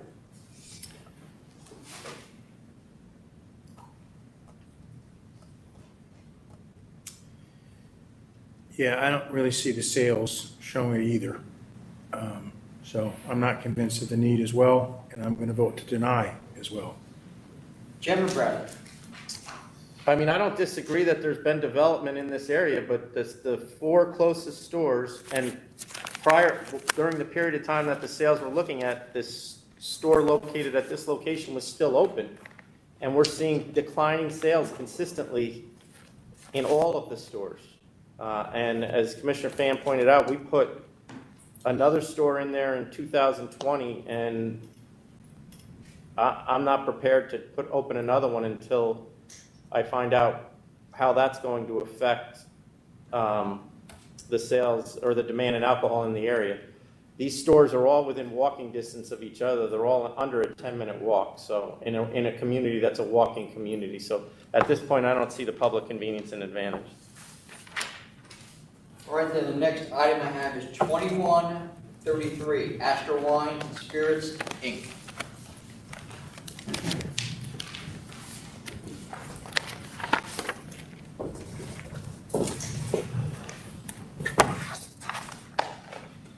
Still say, good morning, Commissioners. Mark Mailer of Mailer Buscemi. I have next to me one of the co-owners of Astor Wines and Spirits, Rob Fisher. This store is one of the preeminent stores. I just have a question for the owner, because I'm very familiar with this store. I'm sure Commissioner Pham is very familiar with this store. I don't understand how you didn't know this was illegal. Let him speak. Okay. You want him to? I mean, I'm looking at this and I know the amount, I have an idea of the amount of business that your store does. And in my mind, this is the last thing you would need to do given the revenues that you do. So I don't understand why.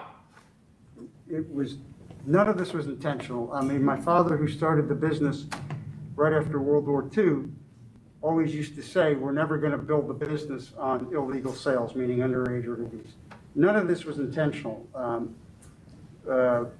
We would never willingly, there's just no reason to do it. Right.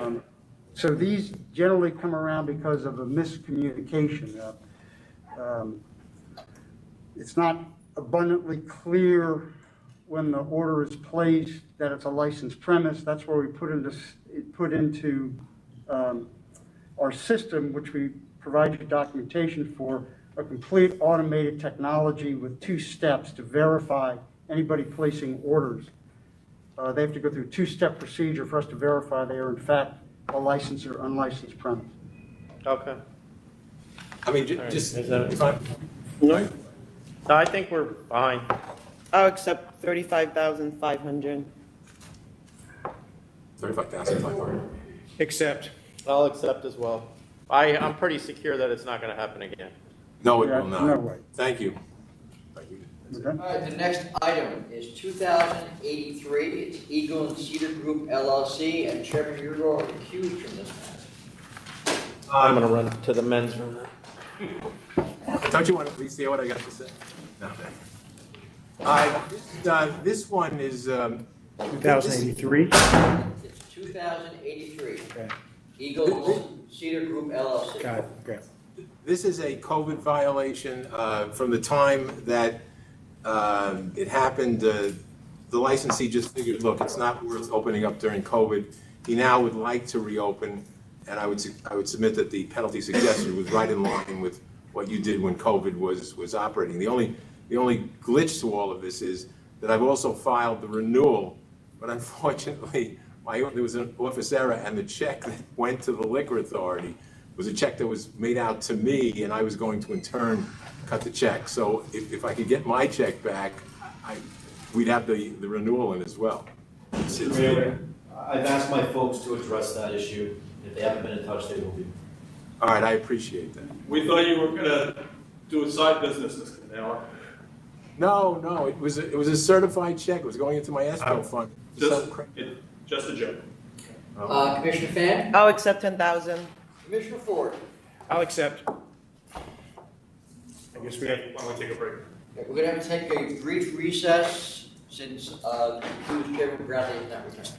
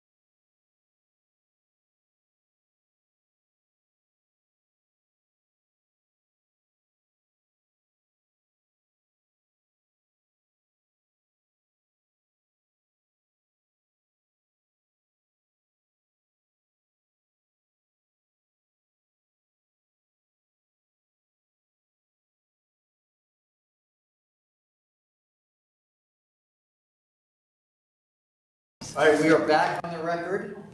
The next item is 2175, Dream Lounge, Inc. I just wish to point out, I'm not the attorney of record on this, but at the last meeting of the members, they voted to approve my client subject to the current licensee. What number are we on? This is 2175, Dream Lounge, Inc. So go ahead, say that again. All right. I do not represent this licensee. However, at the last meeting of the board, you approved my client for a transfer of the on-premises license, subject to the current licensee clearing up the COVID matters that he had with the liquor authority. There were outstanding disciplinaries or a disciplinary. I don't. So this is a no contest plea, a conditional no contest plea made by the licensee to end it. That's fine. I'll take 2,000. Commissioner Ford. I'll take 2,000.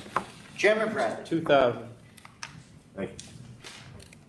The next item I have is 2115, Ross Cove Lounge Corp. Again, Martin Miller for the licensee. I have the licensee with me. He's standing to my left. I just wanted to introduce himself. So, Good morning, members of the board. I'm Kevin Cross, owner of Ross Cove Lounge. in addition to Mr. Ross, there's the head of security. Just so if there are any questions relating to security, you can address it right here and now. This is a request of an application that had been filed. I did not file the application for an increase in hours. It's to change the method of operation from 2 to 4 a.m. The request has been made before. However, when the decision was made, we were in COVID status and we were not allowed to make any remarks, obviously, related to what the decision was. I read the decision. The decision apparently stems, not apparently, but it stems from as if I can quote it, that there are allegedly 11 COVID-related violations. The licensee wrote an affidavit indicating that he has never, ever received any sort of summons or even any word from any investigator that may have come into the premises. There was a COVID-related violation. And then there's one where there was an incident back in 2020 where the police were called, and they were called by security because someone who attempted to gain entrance was refused entrance. Him and his party were refused entrance, and they began shoving Mr. Ross, and Mr. Ross called over security. Security started removing the participants. They started acting up, and security acted properly by calling the police to have them removed. That's what has happened in this place. It's been open for more than 3 years. The licensee has been licensed in at least, I believe 4 other places. It goes back over 20 years. About, I don't know, 15, 16 years ago, he may have had a couple of sales to minors, but he runs a proper establishment. He runs an orderly premises. At the last meeting, I believe Commissioner Ford voted to approve the increase in hours. It's been approved by the community board twice.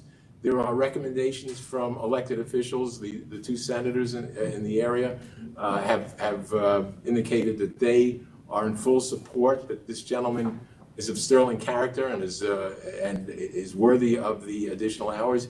He's at a tremendous disadvantage because most of the other establishments in the area are open till 4 a.m.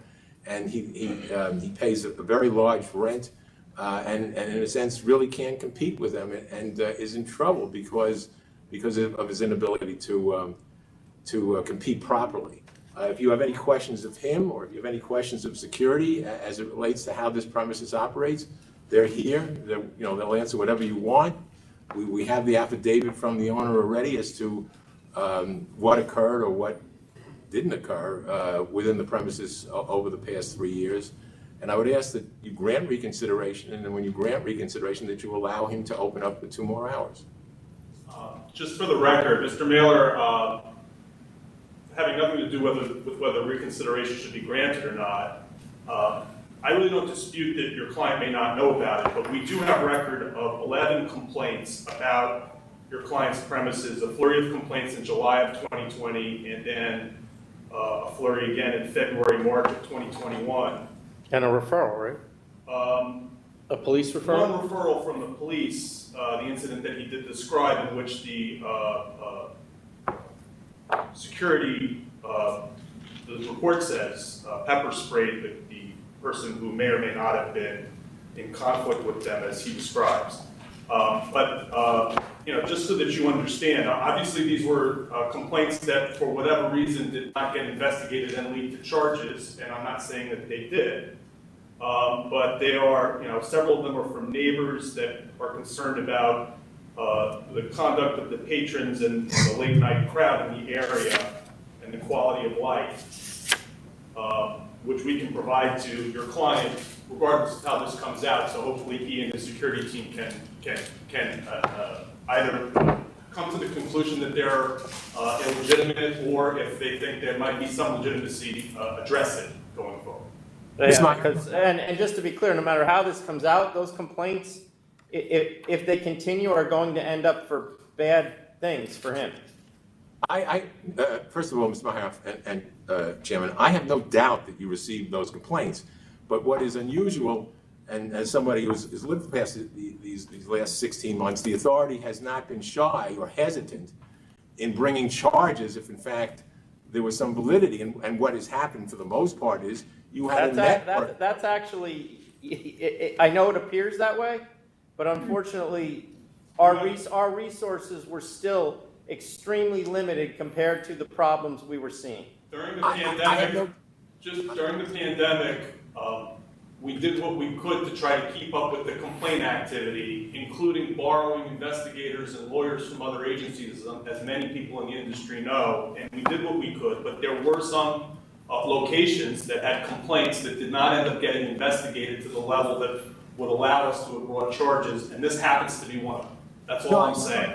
I fully understand, and the fact is that there was no, which I think speaks towards his integrity, there was no, and I'm sure, well, I can't say I'm sure, but given even your limited resources, the authority and the other agencies that cooperated with the authority were pretty thorough in going up and down neighborhoods to determine whether there were violations, and there were no violations that were associated with this individual. Now, as we both know, there are times where residential people in the area may have grudges against them. I don't know what those things indicate, and I do understand that some people may have registered complaints. Whether there's any validity to these complaints, my client seems to say, has sworn that all of his people wore masks, that they social distance, that they adhered to the dictates of that COVID period. And I would hope that you would understand that this gentleman has been around for 20 years. He doesn't get in trouble with the liquor authority.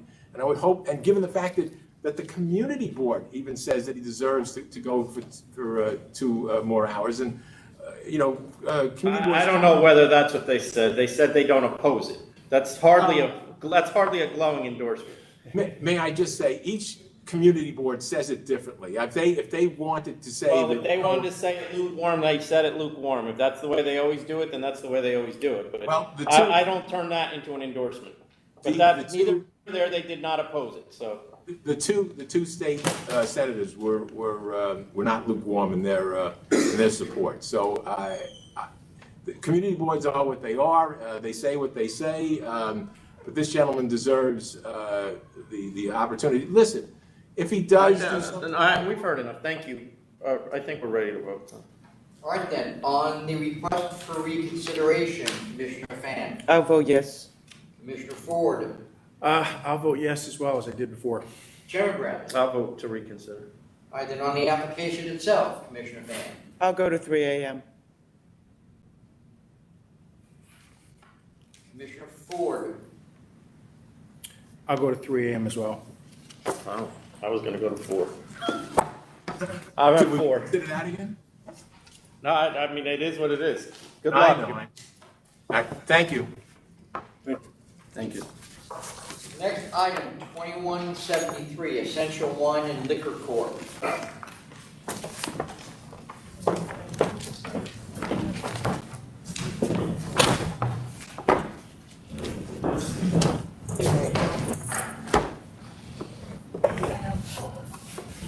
Good morning, Chairman, Commissioner Ford, Commissioner Fan, Mr. Donahue, Argelio Rodriguez here, and I'm here with the applicant, principal. Can you just, oh, I'm sorry, go ahead, put his name on the record. Sure. Michelson Sion. Can you just hold on one second, so they're know if that store is closed, or we just, other than that picture, we have no evidence? Other than the picture, we did not do any independent verification. And is there any, and it's not in safekeeping? It's not in safekeeping from what we know, it's still there. Okay. If I can add one point, I actually had a conversation with the examiner at that point, and I was told that someone was sent, and it was verified that it was closed. That's like triple hearsay. That's not the information we have, so, I mean, Adam would be the one that sent the person. You're not the first person I've raised this with. We need to have reliable information before the board, and it's my responsibility to make sure that the information we're getting is reliable. That may have happened. I'm not doubting your credibility, but I don't think the board can. No, I'm not, I can't, I mean, see, the problem is when we have a location that's licensed, until we have something to establish other than a picture that the business is for rent, that the license no longer exists, meaning that they either turned the license in or we confirm it's been closed for a period of time so that we can deem it abandoned, we still have to act as if there's a license there. Yeah, there was a case earlier today where the woman who had the license for 20 years passed away, and her son was trying to get a lease at the location and had rights under the state liquor authority's longstanding laws and rules to assume his mother's license, and it took a year, but he now has a license. So I mean, on this it does happen. On this point, we provided pictures, an affidavit from Mr. Oh, you Sion. got data. Yeah. I personally went there myself as well, and I can tell you that my personal visit happened sometime around September. So, and I can tell you that at least since then, personally, it's been closed. And I know that you guys have to independently verify this. I actually had a conversation with the examiner. I had thought this was independently verified. I mean, you would assume that this is for rent, that it's vacant, it's permanently. Could we hold this over to find that out? Hold this over, let me I mean, and I don't know that for rent means that it's closed, because we have plenty of people that sell liquor stores and don't tell us, and then they avail the license, so. Which obviously would probably guarantee it gets closed, but. I would beg that if you guys can hold this over to make that determination yourselves independently, we would be okay with that, because I view that as so central to this case, because that's the closest liquor store, and you put that aside, the two of the next three have strong sales increasing, and the picture looks much stronger once that's independently verified by the authority. Okay, may I also suggest that we're holding this over, that you made a number of commitments on behalf of your client as to what he would do with his employment and with the way the store is configured. It would be of more value to the members if those commitments were made by him and not you in a letter that he signs. I suggest that to you as something that you can do if this thing is being held over. Thank you, and I actually foresaw that, and I submitted together with my letter an affidavit reviewed and signed by Mr. Sion, and he's well aware of everything. He understands how serious it is to make these kinds of representations, and so I kind of anticipated that, and my goal was to strengthen the case for this reconsideration by providing that ahead of time. All right, thank you. Hold over to what? August 18. August 18, Commissioner Fan. August 18. Ford. Yes. Chairman Bradley. Yes. Thank you. Next item, 2179 Avenue A Gourmet LLC. We have a few people here for this. Is it 21? 2179.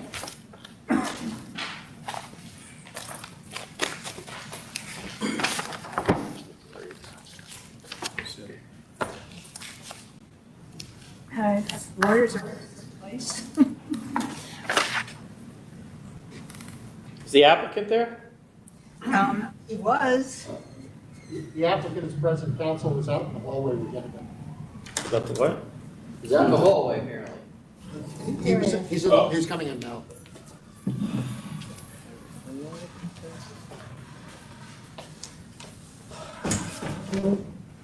Good afternoon. My name is Frank Palillo. How are you?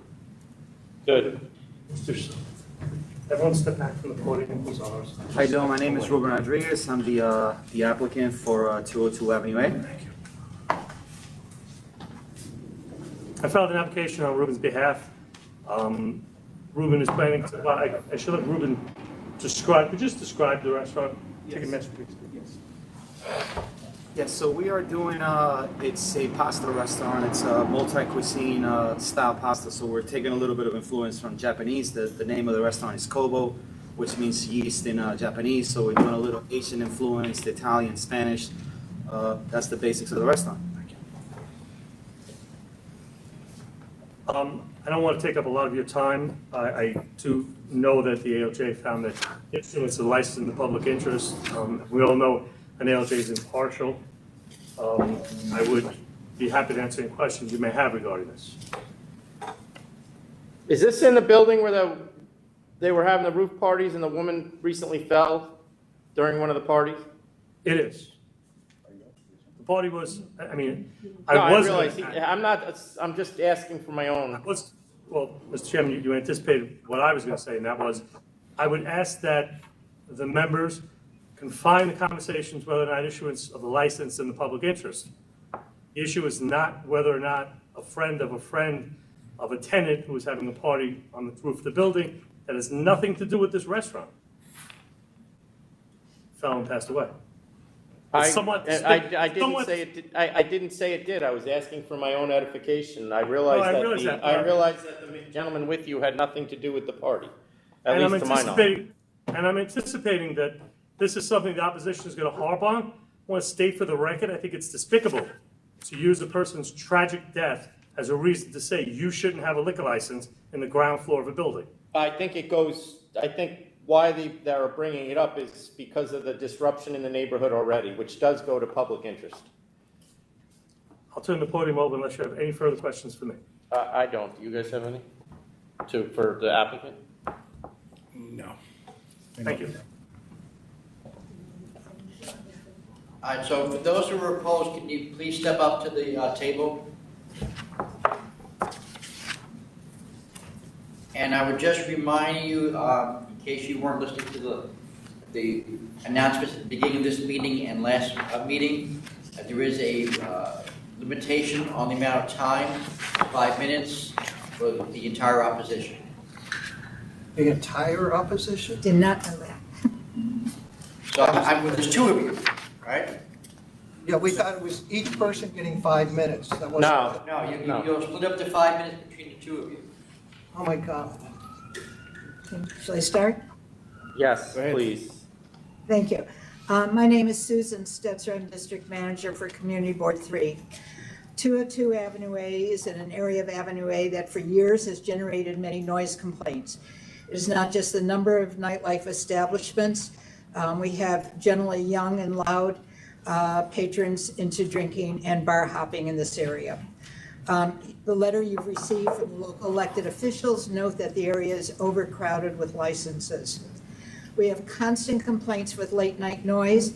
In the last year, from July 2020 to July 2021, there were 191 noise complaints associated with nightlife just on Avenue A between 10th and 14th Street.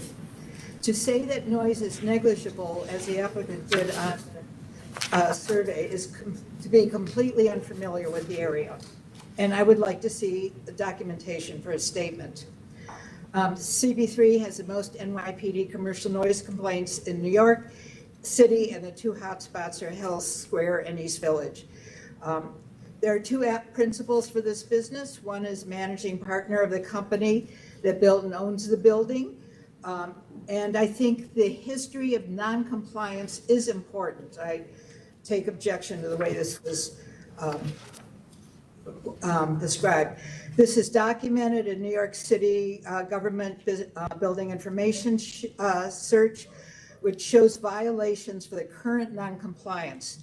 The firm of which is a managing partner disregarded New York State pause orders on the construction site, and the building was the site of the party the fact is, it was an unregistered rooftop that resulted in the death of this 24-year-old woman who died at 3:30 a.m. The building information search shows a violation. Served is for was converted to recreation space and occupied without a valid C of O. And as of yesterday, there's still no compliance. There's also failure to file a required tenant protection plan. As of yesterday, still no compliance and $10,000 penalty due. The applicant presented support from the residents above. Same owner? I mean, do I One of know the that the principals building is owned by the is- same person? It's owned by a developer. Go ahead. One of the principals is a managing partner in the company. In reference to the applicant's answers on the public interest questionnaire, some are just not true. They state there are parking possibilities as well as an abundance of on-street parking. We all know there is not an abundance of on-street parking in the East Village. There are lack of parking lots, and the residents actually complain about total lack of parking now that we have curbside dining sheds. Starting at about 11:30 on Friday nights, people drive into the area, music blasting, horns honking, and Avenue A is backed up. I can attest to this, I live on Avenue A. The applicants state they don't expect the patrons will drive to the restaurant. However, what is common is to take taxi or car service, which will add to congestion. We're going to have to afford some time to the other gentleman too. 3.5 minutes. Okay. Can I ask you a question? Sure. Can you talk to me a little bit about the history of noncompliance that you were mentioning? Yes, well, I have printouts from the New York State, New York City building information search. So it's. You're talking about building code violations? Yes. I'm saying the rooftop does not have a C of O. The rooftop where the party was converted to a recreation area. It does not have a C of O, and there's also lack of a tenant protection plan. Is the applicant applying for the rooftop, though? No, I think I can clarify this. One of the building was redone by a development company. Right. One of the partners of the development company is a principal in this application. The building now is full of rental apartments, which are apparently being used by the roof is apparently being used by the tenants, and they are having parties on the roof on a regular basis. What Ms. Stetzer's saying is that is not compliant with the law, and the tenant has done, the development company that owns the building has done nothing to fix that. And there's stairs on the front of the building going right up to the roof, is that correct? I don't know how they get on the roof, but it's not just being That's used as a scaffolding. party. It's been converted to a recreation area. All right. It's But that's the It's been non-compliance. converted, or they just don't lock the door? They're two No, different things. there are actually pictures in the blogs, and the building information search says it's converted into a recreation area. This is, Right. if you look at nyc.gov, that's their language. But there's no legal usage on the roof? Do they do they issue a C of O for rooftops? Yes. I don't even know that. Yes. But it's there's a big jump between them. That and that, Yeah. yes. It's right. unfortunate that somebody actually died, and it certainly is a dangerous situation, but it's a big leap to go to the application in front of us. They're trying to hold somebody accountable. Right. Well- Ms. Stetcher, can we hear from the other gentleman now? Sure. Thank you. We don't have any evidence. They know about it now, because he died, but. Ms. Setzer, can I ask you another question? Do you have any information about his current restaurants? I don't have either complaints or support, either way. Okay, thank you. Yeah, my name is Dale Goodson, and just to clarify, I live right across the street from this building, and they do not go up the fire escape or something. They have an interior stairwell that leads up, as far as I know, to the rooftop usage. And see, I'm the president of the North Avenue A Neighborhood Association. As I said, I live directly across the street from 202 Avenue A, whose loud, crowded roof deck parties have been making life miserable for myself and others since they began renting in January. One of the applicants today, Eli Liegman, is the managing partner at High Point Development, who owns 202 Avenue A, as well as two other buildings a block away on 13th Street that have plagued the neighborhood with the same out-of-control rooftop parties.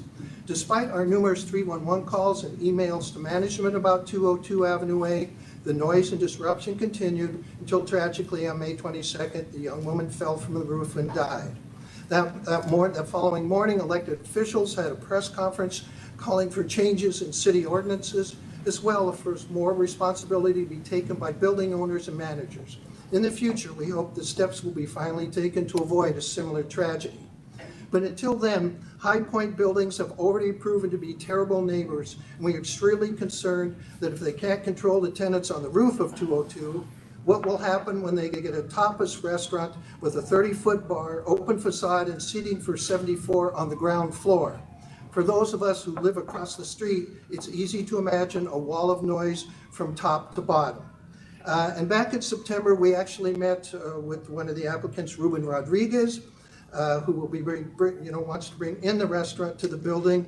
And we would just say that at that time, when asked about the public benefit that he would provide, his restaurant provide, he said that will provide a quality cultural dining experience with the mix of Latin, Italian food, and Asian cuisine that diners would appreciate.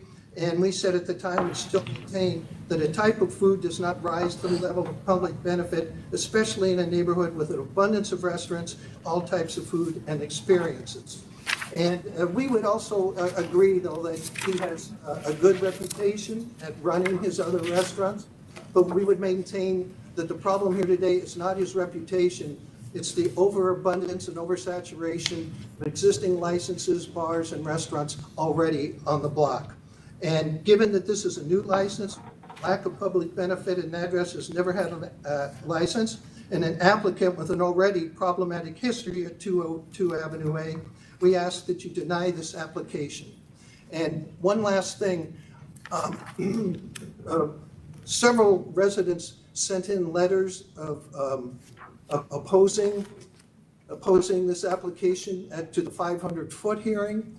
And from what we can tell, because there was some confusion, and they didn't all put that they were an objection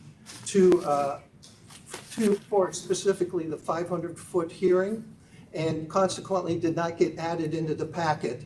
And there was I have at least 8 of those emails opposing with me today. Sir, they all ended up in our packet. We have them all. Seen and considered then? Yes. Elected officials. And elected officials. Yes, we have those as well. Okay, very good, thank you. Thank you. Do you want to ask Palillo the question about his other restaurant? Sure. I don't care, it's up to you. I don't think they have. Is there anybody else in opposition? No, but we have people here for my application. Mr. Palillo, I think Commissioner Fan has a question regarding his other locations. Are Yes, there any violations on the other licenses?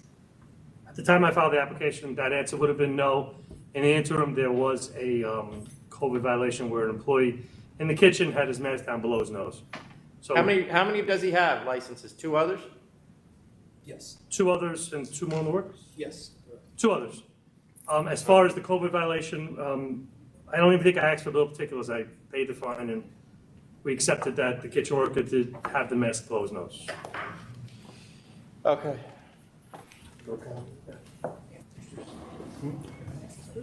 Hold on. How many people here want to speak in support of this application? Come over here, man. They can't see you. These are all in support? No, the other 2 principals are also with me. Ken is an attorney who's representing us also, and I do have 1 resident in support. Well, what's Ken will respond to the statements made about the building. He's the attorney who's dealing with the building. I don't need to hear that, do you? No. Do you? No. Okay, and the woman sitting next to you, standing next to you, I'm sorry, Mr. Chairman, I'm not arguing with you, but if you're saying the manager of the building is germane to public interest, then these allegations are. I didn't say it was to me. I said they were making the argument because of the disruption to the neighborhood.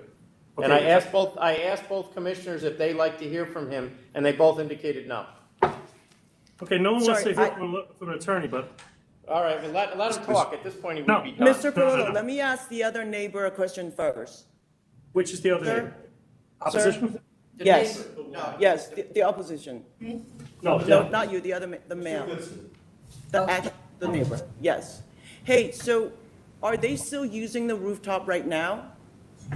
No, since the accident, they've stopped the rooftop use on all 3 buildings, which I don't know for the reason for that, but it seems like somehow they found a way to do it when in the past they said they had no control over the rooftop tenants. Their hands were tied by the city's issues and that. So somehow, though, they have found a reason and a way to now stop any usage. It looks like they've closed down usage to all 3 buildings. I see all 3 from my apartment, so I'm well aware of what's going on. Well, Palillo has more time. He can put them on. Okay. All right, Mr. Palillo, we can hear from the attorney. You do have more time because you didn't use up your 5 minutes. I'll be very brief. My name is Ken Fisher. I'm a member of the law firm of Cozen O'Connor. I'm land use counsel for the applicant and the owners of the building. Just to clear up very briefly, this building was built pursuant to zoning regulations called quality housing that requires that there be open space available to the tenants. And the only issue with the C of O for the roof, the only reason there is a C of O for the roof has to do with making sure that the minimum amount of open space is met for the number of occupants in the building. Our plans were approved by the Buildings Department. The Buildings Department is inspected.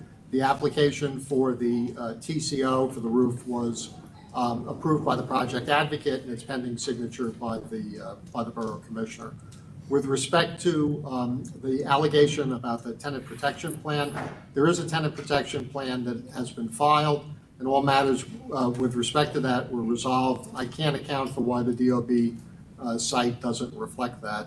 Can provide documentation if you want. If you have any other questions, I can answer them. So you're telling me that the city of New York, when you redeveloped this or redid this building, they required you to have outdoor space on the roof? Yes, it's and then somebody fell off of that outdoor space? She, who was not a tenant in the building, climbed up onto a 42-inch parapet, apparently in an effort to get to the roof of the building next door, and fell to her death. The roof was built in accordance with the approved plans and has the required parapet. This was a terrible tragedy, but it had to do with her volitional act of climbing up to try and get to the roof next door. All right, thank you. Mr. Palillo, who was the other individual you want to talk? Introduce yourself.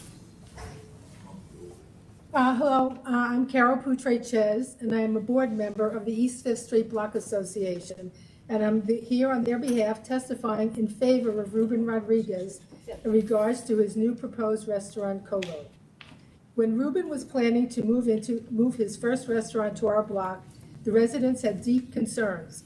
One of the previous tenants was a true nightmare, hosting loud, raucous, rave-like events lasting till early evening. In fact, it took a murder on this premise to close them down.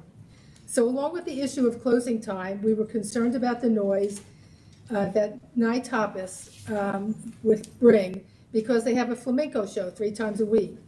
Ruben assured us they would be closed by 12 and that he would soundproof the upstairs floor where the show would be held. He has indeed kept his promise, as not one heel stomp or drum beat can be heard outside during these shows. Ambient music during the evening is kept to a minimum, and by 11 o'clock the chairs are on the table and the lights are out. Ruben is a restaurateur, not a bar owner serving burgers and mozzarella sticks because he has to. The focus is on his Galician cuisine and fine dining. He is a considerate, good neighbor. He even asked for our blessing to put tables outside once he reopened after the pandemic. By the way, I'm very aware of the problems on Avenue A and 12th Street because I'm a member of the Community Council of the 9th Precinct and we hold monthly meetings, and I hear the complaints every week, every month, and it really is a problem. However, Reuben's kind of establishment should be the kind of establishment they should welcome with open arms to this neighborhood. Thank you. All right.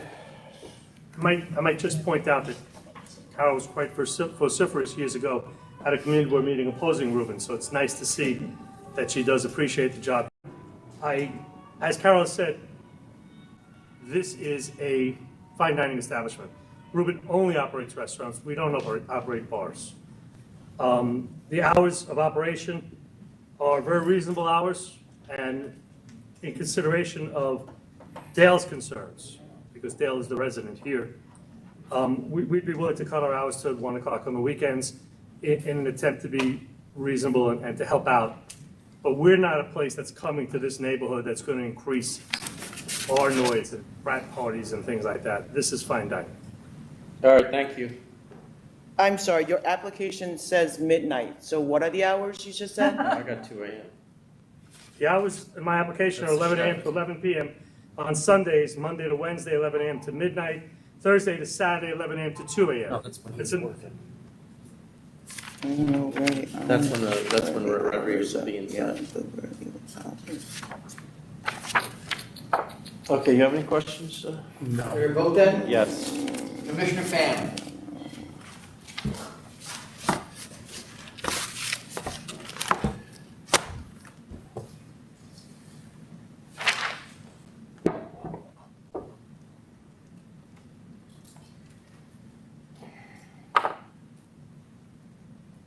This applicant is a good operator. 500-foot hearing came out in the affirmative. I'm going to vote to approve with recorded music only until 11 p.m. across the board. Commissioner Ford. Closing at 11. It's not just the music that stops at 11. You're saying 11 p.m. is the hours of closing. Is that what you're saying, Commissioner Fan? 11 shut down?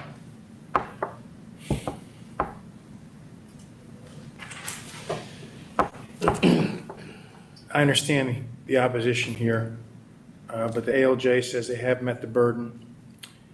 And the applicant has no adverse history operating other locations. So we have nothing really to hold against them at all.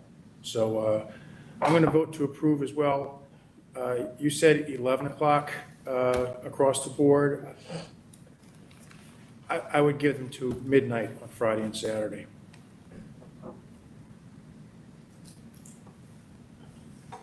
All right, Chairman Brett.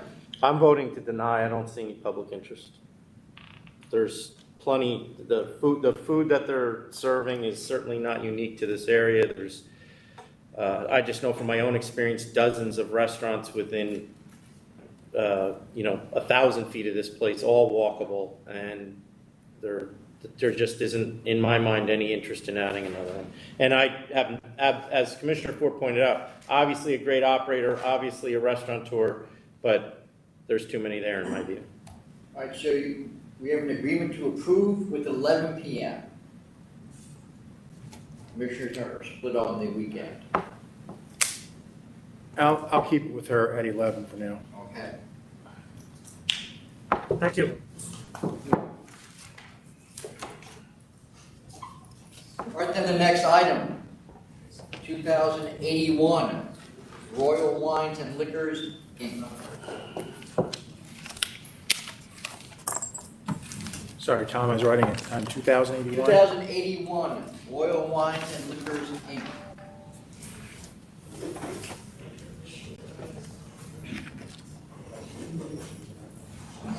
Charles Lynn for the applicant. The principal, sole principal is here. He's Mahir Kotak to my left. This is a removal application. Basically, it's moving approximately 180 feet from 9th Avenue and 3rd Street to 9th Avenue and 52nd Street.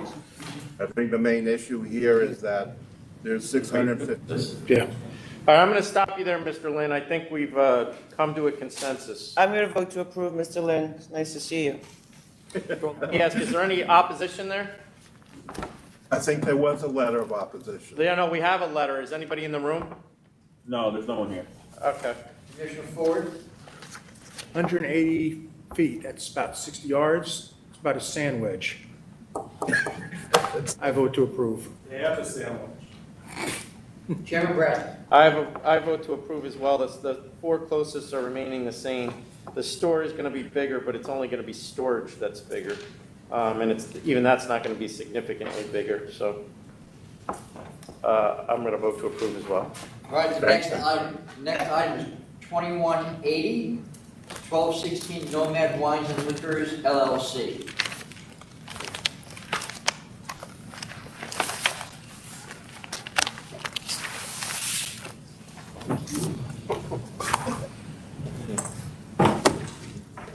Good afternoon, Mr. Chairman, Commissioners. Donald Bernstein on behalf of the applicant. With me on my far left is both of these men are the two principals, Rezada Bey to the far left and Bulan Madan to my immediate left. This is an application for a new small store in the building at 1216 Broadway. There's only 680 square feet of selling space. It is only in 3 of the 4 closest stores. It's in the NOMAD area of Manhattan, an area that was once filled with wholesale stores for clothing and pocketbooks and jewelry, has gone through significant changes over the years, and it's been described as, and I quote, super hip, bustling with residents, tech businesses, loads of retail. Well, they're letting me speak, so come on, hot hotels and tons of food. It's been called the Silicon Valley as a growing center for tech firms and creative businesses. This is really an ideal location for a new liquor store. And the demographics that I've reviewed in detail in our support letter are very strong. There is no liquor store with a Broadway address between 22nd Street and 37th Street. All along that, no liquor store with a Broadway address. Between Union Square and Columbus Circle on Broadway, there are a mere 4 package stores. In this zip code, 10001, if we exclude Penn Station and Hudson Yards, which are unique unto themselves, there have only been 5 new licenses for package stores issued within the past 20 years. One of them at 129 West 29th Street expired in 2018, has not been replaced. So adding our store to the mix would really not even be adding a new store over the past number of years. We've submitted demographics on population. Within a quarter mile, the population has doubled since the year 2000, and it's projected to increase by another 10% by 2025. The residential development is booming. There have been 10 new residential developments just over the past 3 years. I'm not going to go in the detail, but it includes 277 Fifth, 15 East 30th, 2 new buildings on 31st, 2 new buildings on 29th Street. By my count, there are at least 1,200 new residential units that have been added within the past couple of years and that are ongoing. And they are selling. Manhattan is hot again. Apartments go on the market. If you don't grab it within 2 days and offer more than the asking price, it's gone.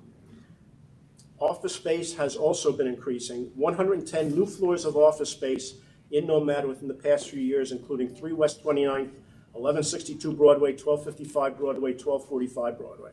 4 hotels are either newly opened or being developed, including the massive Virgin Hotel, which is right across the street from us on Broadway between 29th and 30th, that will have an entire block-long ground floor of new retail space.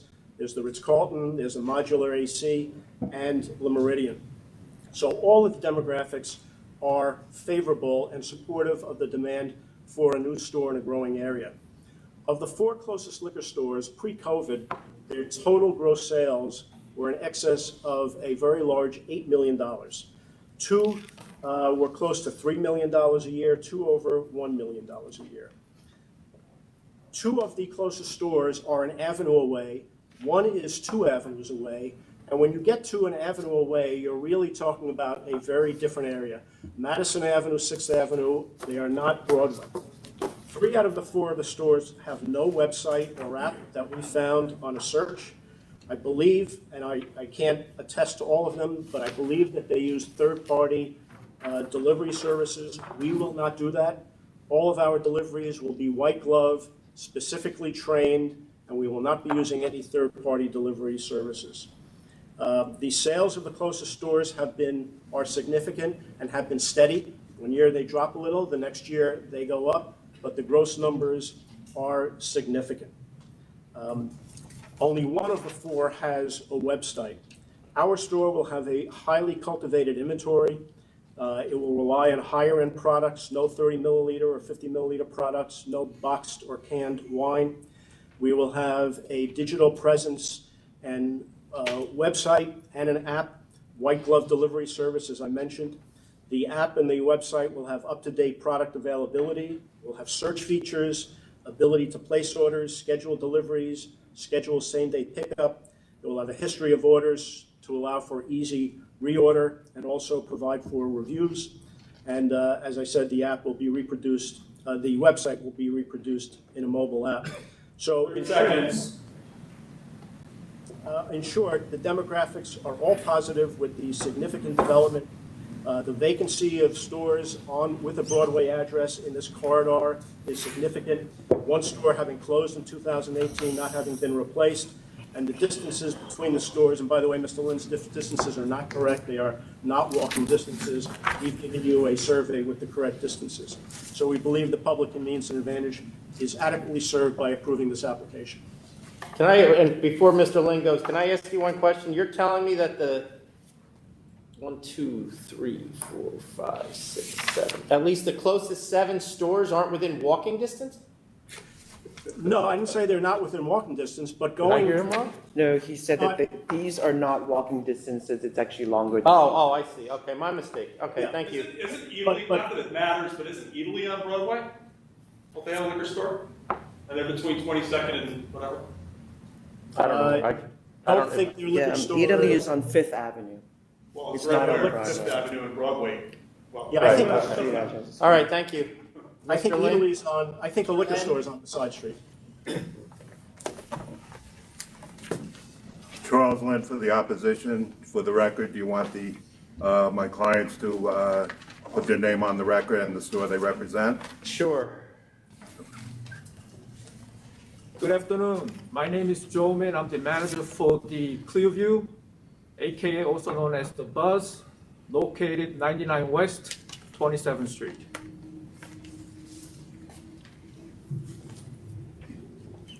Hi, my name is Shinja Kim. I'm owner of the Broadway 31 Wines, and then the address is 34 West 21st Street. Thank you. Hello, Dennis Yu for Epic Spirits, 875 6th Avenue. That's 31st Street. I would just like to point out that I did have Italy as within my listing of areas, as I expressed, was saturated with liquor stores. But more importantly, I have Broadway 31 Wine being just 286 feet from applicant, Epic Spirits being 642 feet from applicant, and Clearview Spirits being 823 feet from applicant. And in my submission, it was not only my surveyor put in this, but I also added what's on LAMP so that they are consistent with LAMP and with my figures. There was a staggering decrease in sales for year 2020.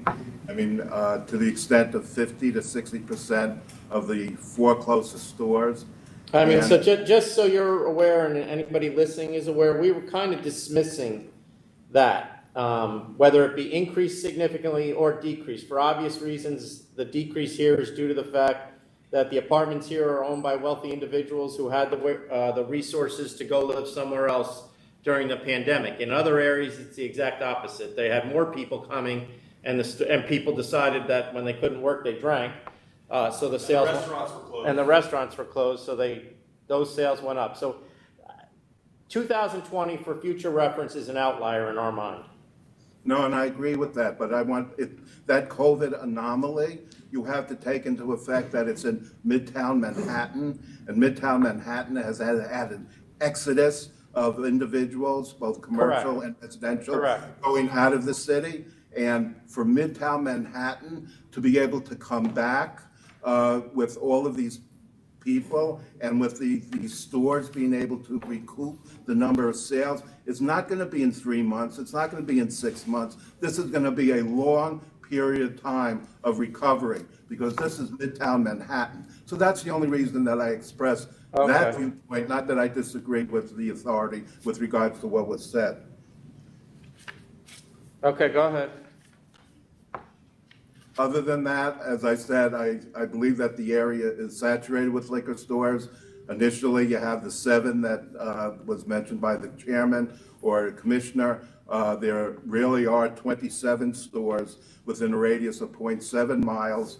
And the reason for that is that, you know, different areas you look at where you have a focal point here, but there are all the other areas in the city where people would frequent the other retail liquor stores. So just because one's all the way to the east and another one's all the way to the west, still doesn't deny the fact that there are a saturation of liquor stores in this area.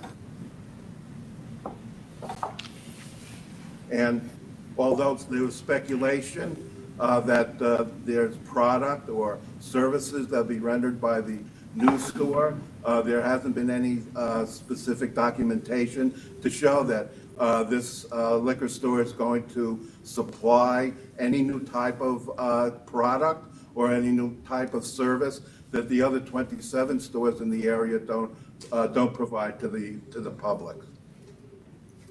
I think we're good.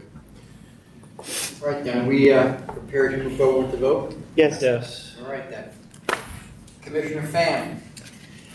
There is one store that's actually in the same spot 1 block over and another store less than 2 blocks away. So I would agree with Mr. Lin that the area is adequately served and I vote deny. Commissioner Ford. I'm voting to deny on the same grounds. And Chairman Brad. I'm going to vote to deny as well. There's 3 stores that appear to be under 1,000 feet or just over 1,000 feet from the applicant. One is actually, it appears, under 500 feet away. There's 27 stores in under a mile, which is basically a 12 or 15-minute walk that you can actually hit 27 stores, which is really actually amazing to me. There is, the 4 closest stores are in 0.3 miles. The sales of all 4 of the 4 closest, while Mr. Bernstein's correct, they are in the a couple to $3 million. Every one of them is flat or declining over the 4 years prior to 2020. So I don't see an increase in demand at this time, even though I don't disagree that there is obviously development there. So I vote to deny. All right, the next item, 2164, CJAY'S Wine and Liquor, Inc.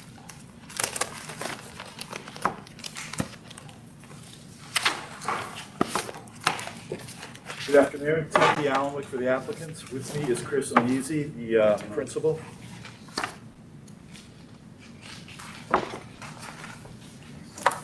This is a request for reconsideration on the disapproval of a liquor license for a liquor store. So we believe the store will serve public. So just let me clarify, I read all your materials.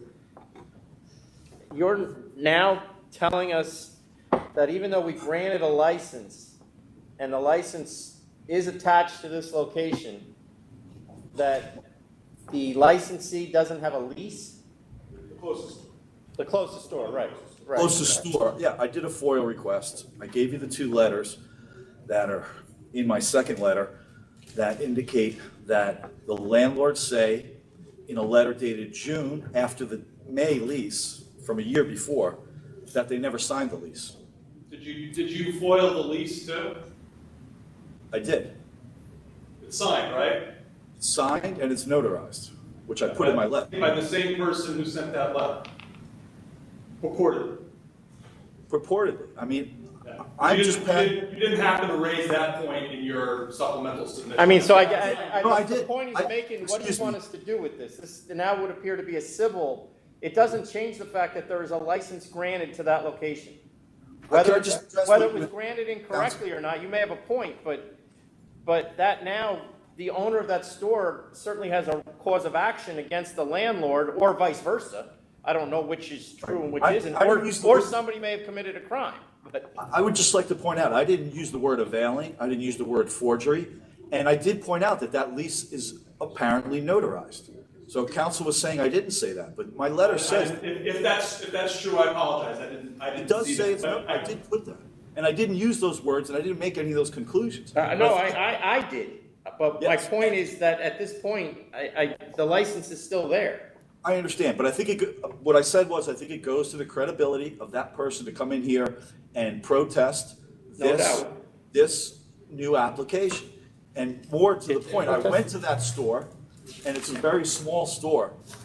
I would say it's half of a storefront. It must be about 400 or 500 square feet. Have they protested it? Yeah. They did initially. They didn't show up last time, and I don't believe they're here today. And do you or your client know, is that store actually open?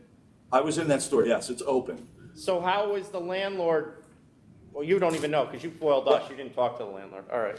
I did speak to Mr. Warnkowski this morning. I wanted to tell you, I just reached him 2 hours ago, finally. And he said after he put in that letter, he heard nothing else. And he's obviously, somebody's paying rent. So I said, obviously, he's paying rent, yeah. So I guess he changed his mind at that point, the landlords. There's 3 landlords, I believe. But back to public convenience and advantage, I think there's also this issue that the store across the street from the closest store was called Alabaster S and was licensed from 2016 to 2019. And then the closest store moved to 16, directly across the street, had a very similar name.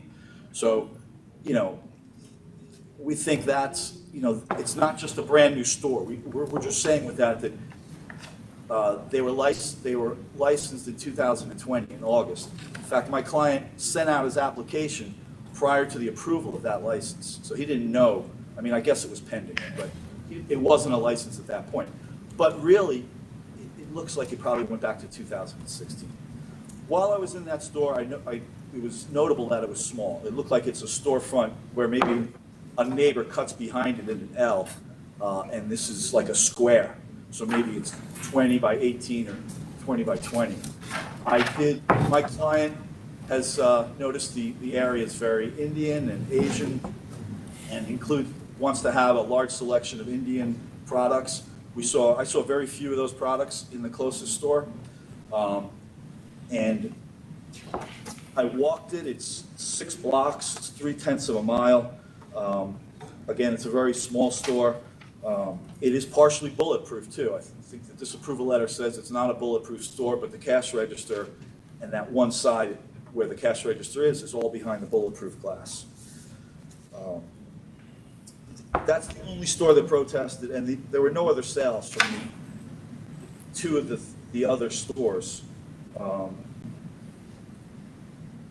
sorry, 1 store shows the increase, a slight increase, and 2 other stores didn't respond. The population is increasing from 2012. I put the source in my letter. It goes from 23,740 to 25,240 in 2018, and then continues over 27,000, I believe, in 19 or 20.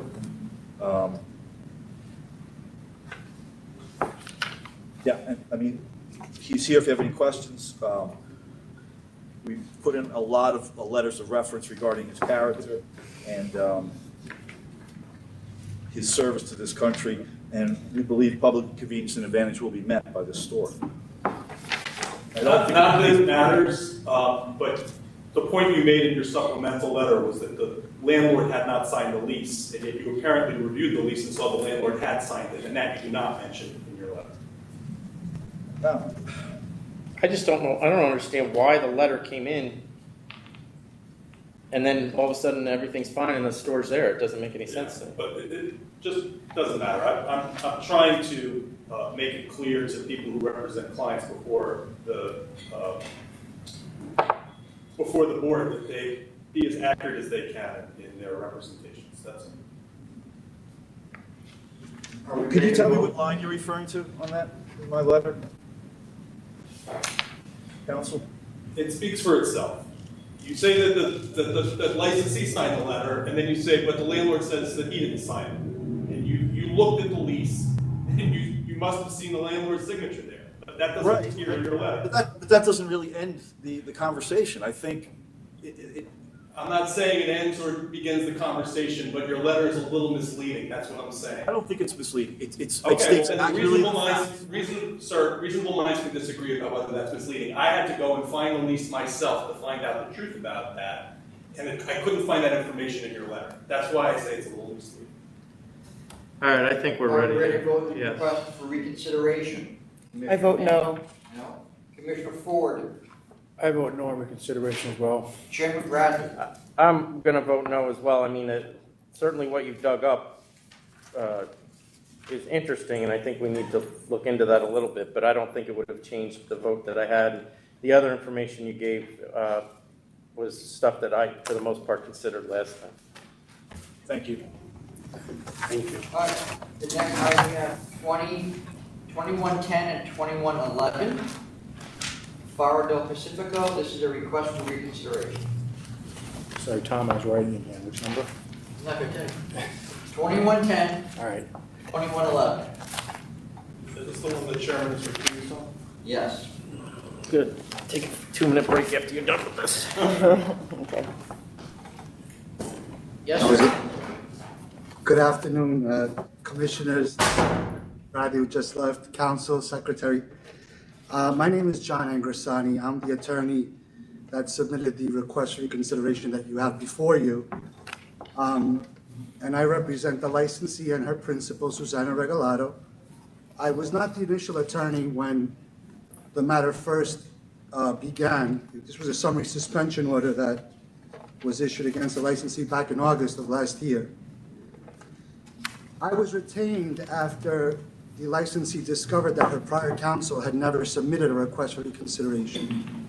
And I called Mr. Armstrong and I spoke with him, and I submitted this reconsideration with letters of recommendation from community members, actually there's a letter of recommendation there's an availing charge there, which is not availing.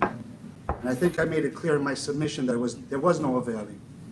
The alleged availee actually has a conditional approval for a license at his restaurant, which is just 2 blocks away from the instant restaurant.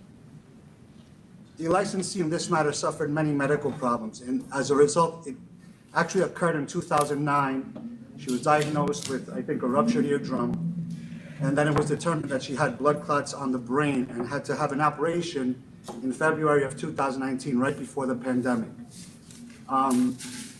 She had major surgery to her skull and could not attend to the business. She asked her friend, because she had actually been put in isolation, to try and run the restaurant for her, which he did. Sir, how's that not availing? Availing is not just owning. If you're somebody who's not on the license who's operating it, how is that not availing? I'm sorry, Counselor. I don't think it's availing because he saw no profit. He was helping a friend. It was the middle of the coronavirus pandemic. She could not apply for a method of change application. She could not apply for to submit an application to allow him to be the manager. She turned the keys over to somebody who was not on the license. He operated it in a manner that caused us to have to suspend the license. That's not availing? I would suggest. He identified himself as the owner when he was approached by the investigator, and we have a video. Okay, I don't know that he identified himself as the owner. I believe that maybe he was trying to assist. I would just note in mitigation and in her defense, she's had a license for 9 years. Okay, she never had any prior adverse history until these 2 charges. She's making an offer that I think would have been acceptable to the authority back a few months ago when we were in the middle of the coronavirus closures. I think that if this submission would have been made earlier, that the authority would have considered it and probably would have approved it. How can we approve it if we don't know that the licensee is going to operate the place herself? It's this other gentleman that's going to operate the place, right? No, I'm making that representation now for her, and the other gentleman is here. I didn't have him come up because Ms. Regalado was supposed to be here also. I only became aware that yesterday she had to undergo another medical procedure that she could not postpone because she would have been adjourned basically for another few months, and her doctor did not recommend it. I do have a letter here that I did not submit to the authority. I can give it today to the clerk here, or I can fax it or email it once I get back to my office.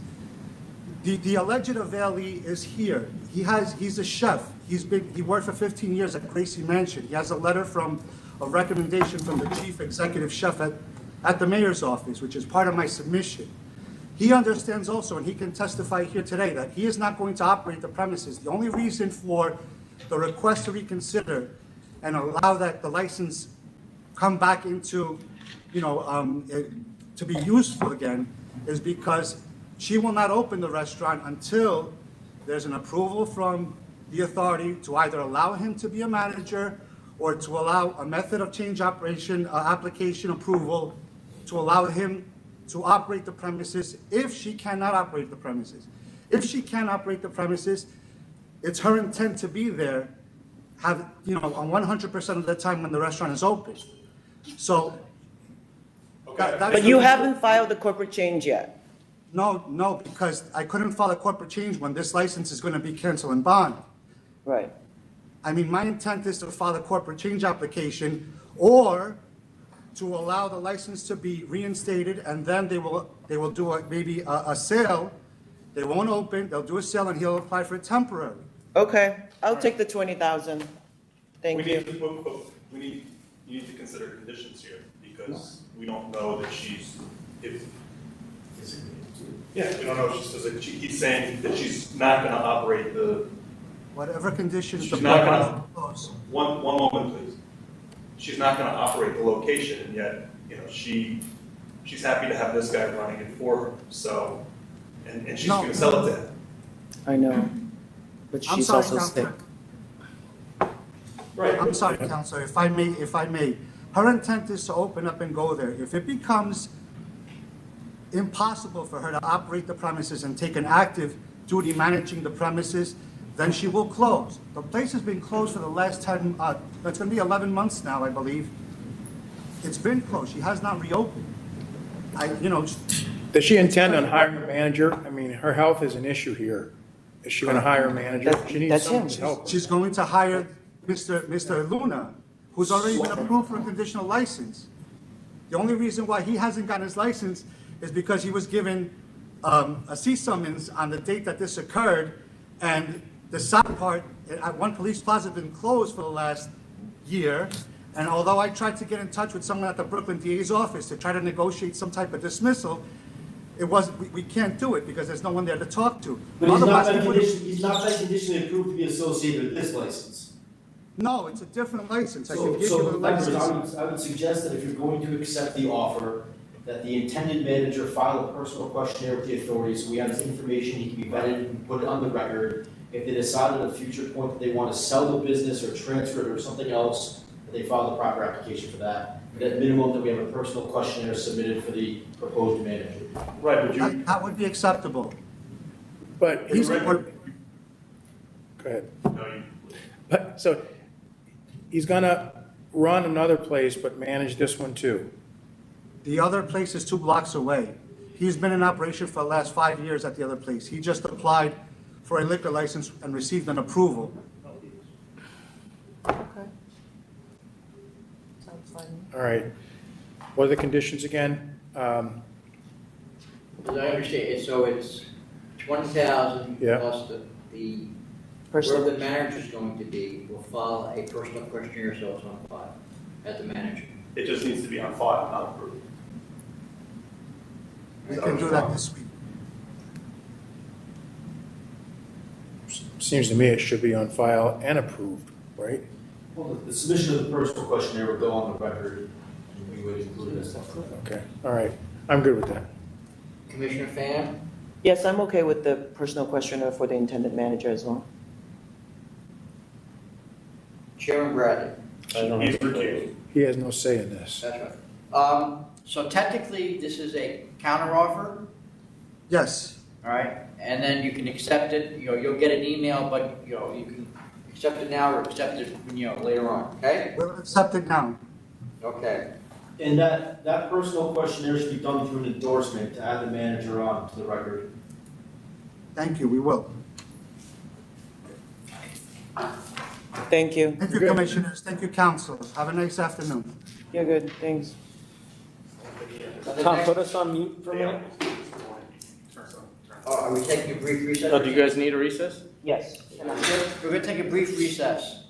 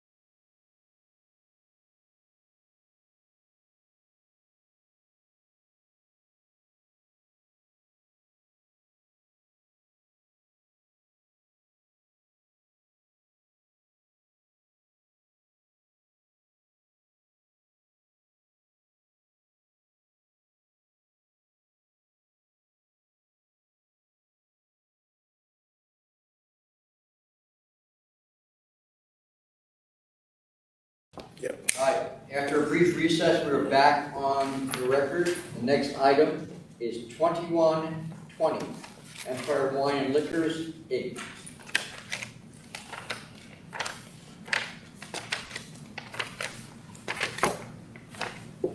You stay overnight here last night? Mm-hmm. How was it? Go ahead. Good afternoon. My name is Diana Sinan. I am the sole principal for Empire Wine and Liquors. Fortunately, my lawyer is in my intent had pending family matters. Originally, I submitted my application stating that I want an 8 bulletproof store, and I was disapproved. And I would like to say, and also with the updated information that you've received, that I have absolutely no problem opting for a non-bulletproof store in that location. Okay. You voted to approve. Yeah, so 3 of 4 closest store did not give us numbers. The other store is doing some growth, I'm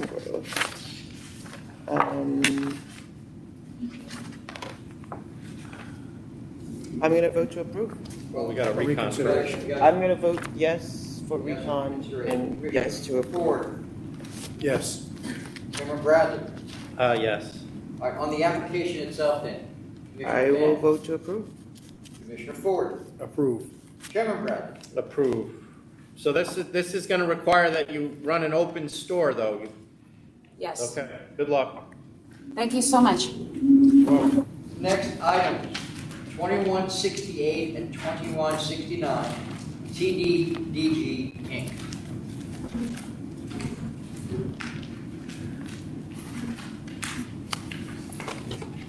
Good afternoon, Terrence Flynn on behalf of the licensee. This is a reconsideration request on a disciplinary proceeding for acceptance of an offer of compromise. So we countered at 10,000 plus recorded background music only and 12:30 a.m. closing. Those are obviously not an issue anymore. That was during the COVID crisis when we were doing that to everybody. Yes. So I think we have to reconsider this just to do. Yes, at a minimum, we have to remove that, so I do agree that it does need to be reconsidered, the counter offer, if they're right. All right, so I'll vote to reconsider. Yes, I'll vote yes on reconsideration. Yes on reconsideration. All right then, on reconsideration, what's your pleasure? I'll go to 8,000. Commissioner Ford. I was going to do 5,000. I'll do 5. Okay, the counter offer is $5,000. Thank you very much on behalf of the licensee. Next items, 2165, 2166, and 2167, with NYC Event Space LLC. This is also reconsideration, offer of compromise. This is all pre-COVID, right? Yes, that's correct. Premises has been closed for well over a year. Not by us though, right? He did that on his own? No, he did that because of COVID and because his type of premise he has, he could not comply with COVID during his normal operations. All right, I'll take 25. Commissioner Ford.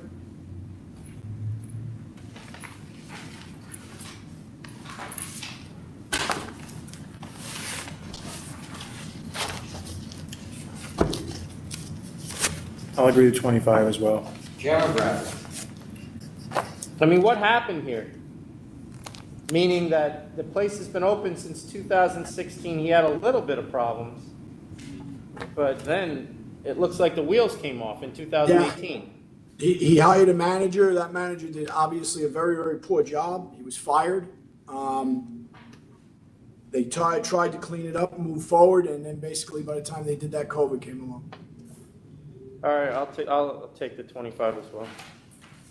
Right, Thank then you the very next much. item, next item is 2172, 3216 Restaurant Corp.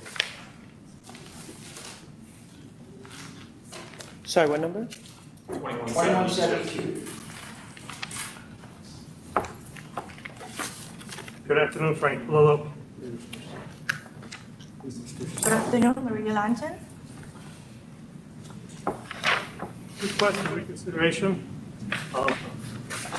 I think one of the basic problems with these premises is the fact that we actually never met with the community board. We notified the community board. In response, we received their stipulation, which we signed. We didn't ask for everything they granted. Never asked for 4 AM, we never asked for DJ, well, I think we did ask for DJs.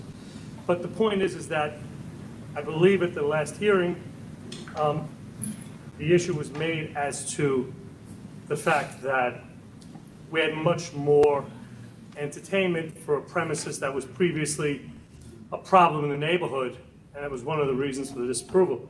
I think another reason for disapproval was the 4 a.m. closing, which Maria has agreed to close 2 a.m. 7 days a week. The DJ is now a thing of the past. Maria has indicated she doesn't need a DJ to operate these premises. There was a concern that Maria is overextending herself. The fact of the matter is that she has not been active at the Gentlemen's Club, obviously, since COVID began, and for the foreseeable future has no plans of being active. She also has a pending license application that's been approved, but is waiting for the Department of Buildings to issue a letter of no objection. There was a concern that Maria was overextended. The 2 premises are 1.5 miles away, 10-minute drive, so I don't think she's really going to have any problem with managing both places. In addition to that, she has hired 2 managers whose personal questionnaires are submitted with the request for reconsideration. Both are experienced and both have been on the premises, as the forms indicate, on a full-time basis. There was also an issue at the last hearing about Maria's disciplinary history. She did indeed have 1 disciplinary charge 8 years ago, which I believe was issued when the place had just opened. She paid a fine for, and I believe that the members of the authority would consider this to be a good record, since it's been more than 5 years since her last violations. I'd be happy to answer any other questions that you may have. I understand, and this is probably the biggest issue, Mr. Chairman, I know you were present during COVID, during the last operator, and more than one occasion on the webcast, you've indicated how bad that particular operator ran these premises. I cannot stress any clearer, this is that operator. I'm not insinuating, and I didn't insinuate that she was, but if you've listened to those meetings, you also saw that it wasn't just one operator, that area is basically the justification for the 500-foot rule, in my estimation. I know the Lower East Side certainly has their justification as well, but this was as saturated an area as I've ever seen anywhere. Well, without making... Which is my concern with, and they're all the same method of operation. But go ahead. I'm not attempting to minimize anything. I think that, Stanley Street is, it's packed. There are plenty of restaurants and bars. Also, many have closed. Some you've closed and some closed just because of COVID. In addition to that, I don't know the exact date you were at the premises or when the cancellation took place, the summary suspension took place. I couldn't tell you, because I'll be honest with you, Adam was with me, I think we spent about 7 days down there. My point is, off and on Steinway Street. My point is that I believe it was right after restaurants were given the opportunity to open. That's probably accurate. So I think that there might have been something of a feeding frenzy there. I can't speak for the prior operator. I can only tell you that Maria has a clean record. She's anxious to distance herself from the prior operation, which is why she has removed many of the things which her competitors will still be featuring. But she's indicated she doesn't need 4 a.m., she doesn't need a DJ. She's got a competent management team, and she'll be operating premises that are 1.5 miles apart from each other. Was she arrested in March of this year? Yes, I submitted an affidavit to a full board supplemental about that. She was indeed arrested. She was at a party as a guest. She was not operating the party. And she was arrested for operating an unlicensed bottle club. But She again, was a guest, but she was arrested for operating the spot? Correct. She was bringing beers back to her table when the police walked in. She wasn't serving anybody. She had 3 beers in her hand. And you did provide a certificate of disposition for that as well. She pleaded guilty to it, though, yes? No, she pled guilty to disorderly premises reduced charge. She did not plead guilty to the ABC violations. Did they make her allocute? Were you required to stand up before the judge and state what you did or what you didn't do? No. I did not represent her, that other attorney did. Okay. All right, then on the request for reconsideration. I'm sorry, Tom, I don't mean to interrupt. I just need to clarify, it wasn't these premises. No, Yes, we understand. I think we all knew that. Okay. On the request for reconsideration. I vote no. Commissioner Ford, I would vote yes on recon. Chairman Bradley. I'm voting no, and it has nothing to do with her, to be honest with you, Mr. Palolo. It's a 500-foot case. There's too many restaurants in this general area, all with a similar method of operation to her. So I don't see any I wouldn't see any public interest even if I was to recon it. Can I just mention one thing? We Yeah. all know that the 500-foot, the ALJ ruled in favor and found public interest for this application. I just ruled against the ALJ in the last 500-foot one that was here too. But many of our ALJs haven't been on Steinway Street. In fact, I can guarantee you none of them have. That one visit. Thank you. Next item, 2160, JJAY'S LLC. To offer a compromise, the premises have been closed since COVID and are still not open. This is expired. I would take 1,500. Commissioner Ford, Accept. Chairman Bradley. I'll accept. You know they're expired, right? We're in the process of renewing. Okay. Next is 2142, 75 St. Mark's Place LLC. 2142, you said, Tom? Yes, sir. I'll accept 1,500. Commissioner Ford, 1,500 accept. Chairman Bradley. Accept. Thank you. All right. Jonathan, I have nothing else signed in. Do you have anybody else down there? No, there's no one else. All right, thank you very much, appreciate it. All right, we go on to the rest of the calendar. Yes, please. All right, 2049 and 2092, $12,500 CNC. I'm going to cancel and bond. Commissioner Ford, I was at accept, but last chance. Cancel and bond. 2051, $1,500 CNC. Tom, I'll go cancel and bond on that one too, just to make it unanimous. You need a raise. Sorry. Extra ink.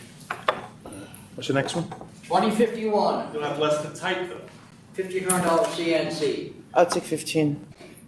Accept. Chairman Bradley. Accept. 2052, $1,500 CNC. I'll take 1,500. Commissioner Ford, Accept. Chairman Bradley. Accept. 2053 is a $3,500 initial. I'll accept 3,500. Commissioner Ford, 3,500. Chairman Bradley. 3,500. 2054, $1,500. I'll accept 1,500. Commissioner Ford, Accept. Chairman Bradley. Accept. 2055, $1,500.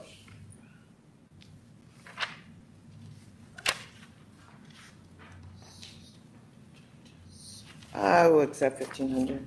Commissioner Ford, Accept. Chairman Bradley. Accept. 2056, $2,500. I'm going to go to 8,000. Commissioner Ford, 2056. yes. These are What? not, Why these so are high? not COVID charges. 49. Oh, so I see what I see. It's You're two just, big yeah, you're fed up occupancy. with two similar things that's out of hand. I get This it. is lots of people. Yeah. Before COVID. What did you say, I 8,000? said 8,000. I understand your point. I would go to 5,000. Chairman Bradley. 8,000. 2058, cancel bond claim. 2058. Cancel and bond. Commissioner Ford,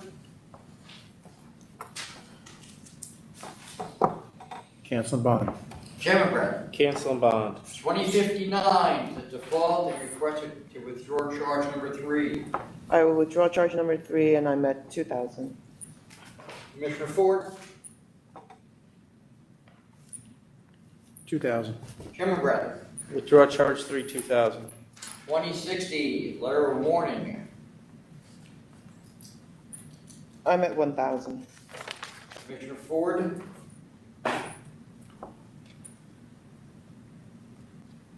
Didn't respond to enforcement. I'll do 1,000 too. Chairman Bradley? 1,000. 2061, default at pleading. Cancel bond. Yeah, I'm Any at other cancel option? and bond. Good answer, good answer. Yeah. Chairman Bradley? Cancel and bond. 2062 and 63, a $5,000 conditional offer. I'm at 10. I'm at 10,000. 10,000, Commissioner Ford?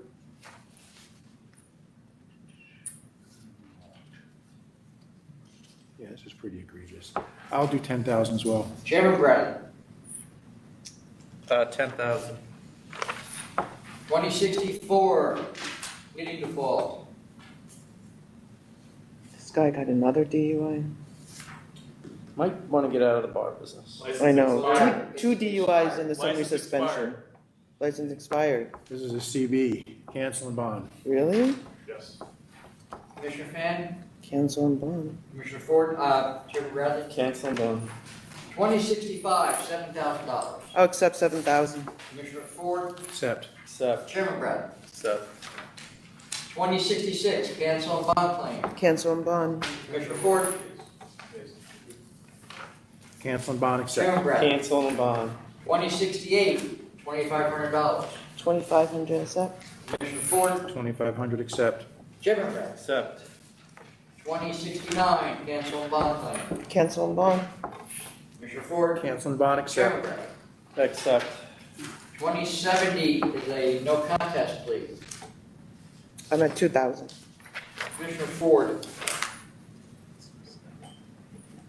I swear this is twice, huh? I will go to 1,500. Chairman Bradley? We have a 2,000 and a 1,500? Yes. I'll take the 2,000. 2071, no contest plea. I'm at 1,500. Commissioner Ford? 1,500. Chairman Bradley? 1,500. 2072 is a default at hearing. Cancel and bond. Commissioner Ford? No choice. Cancel and bond. Chairman Bradley? Cancel and bond. 27, Is that because we're doing that because of the expiration? Yeah, it's hard. 2019. Okay. 2073 is a $6,500 offer. I'll accept 6,500. Commissioner Ford? Accept. Chairman Bradley? Accept. 2074, $2,500. I'll accept 2,500. Commissioner Ford? Accept. Chairman Bradley? Accept. 2075, $1,500. I'll accept 1,500. Commissioner Ford? Accept. Chairman Bradley? Accept. 2080 is a new grocery store beer and wine products license. This application is going to go back to license, has actually been disapproved. Okay. For what? Sale to a minor on an ST. Okay. All right, so it's return to licensing. 2082, the $1,500 conditional offer. Talk I'll about that accept. later. 1,500 accept. Commissioner Fan? I said accept. Commissioner Ford? 1,500 accept. 2084, $2,000. I will, 2085. I will lower this to 1,500. Commissioner Ford? Did you say, did we get to 2083 yet? Yeah. 2083 we did. We did earlier. Yeah. Oh, we did earlier. That's what. Sorry, I didn't mark that one off. 2084, 2,000 accept. Chairman Bradley? Accept. 2085 is a $2,000 offer. I'll accept 2,000. Commissioner Ford? 2,000 accept. Chairman Bradley? Accept. 2086, a $1,500 offer. 1,500 accept. Commissioner Ford? Accept. Chairman Bradley? Accept. 2087, $1,500 offer. I'm going to go to 1,000. Commissioner Ford? Same here. Chairman Bradley? 1,000. 2088, $1,500. I'll accept 1,500. Commissioner Ford? 1,500 accept. Chairman Bradley? Accept. 2089, a $7,500 offer. I'm going to go to 5,000. Commissioner Ford, That's what I had as well, 5,000. Chairman Brad. 5,000. 2090, $1,500. 1,500 accept. Commissioner Ford, 1,500 accept. Chairman Brad. Accept. 2091, $7,000. I'll accept 7,000. Commissioner Ford, Accept. Chairman Brad. Accept. 2093, $1,500. I'll go to 750. Commissioner Ford, Over 35 years with not really any penalties, I was going to go to 500. 750. 2094, $1,500. I'll take 15. Commissioner Ford, Accept. Chairman Brad. Accept. 2095, $1,500. 1,500. Commissioner Ford, Accept. Chairman Bradley. Accept. 2096 is a not guilty plea, went to hearing, all the charges were sustained. 2,000. 2000? Commissioner Ford, 2096, yes, sir. 2,000.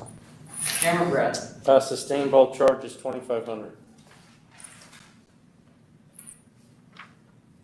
2097, $1,500. I'll go to 1,000. Commissioner Ford, 1,000. Chairman Bradley. 1,500. 2098, $5,500 offered.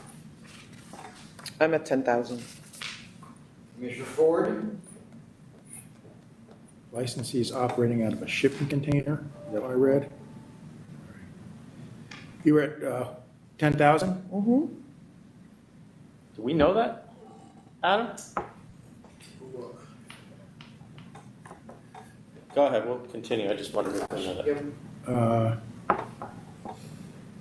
These are all health regulations. I was at 7,500. Chairman Bradley. 7,500. Yep. 2099, $1,500. I'll take 15. Commissioner Ford, 15 accept. Chairman Bradley. Accept. 2100 and 2101, $8,000. Accept 8,000. Commissioner Ford, Accept. Chairman Bradley. I'll accept. I mean, this was a big fight that cops got hurt at, but 2102. I'll accept. $1,500. 1,500 accept. Commissioner Ford, 1,500 accept. Chairman Bradley. Accept. 2103 and 04. $10,000 conditional offer. Council's office is asking you to send this back to us. We need to do more. You got it. Okay. Yes, I approve that. Okay, 2105, $1,500. I will go to 1,000. Commissioner Ford, 1,000. Chairman Bradley. 1,000. 2106, Deli Bike Corp. It's a new grocery store beer and wine products license. I'm This is a gonna, TW going to a,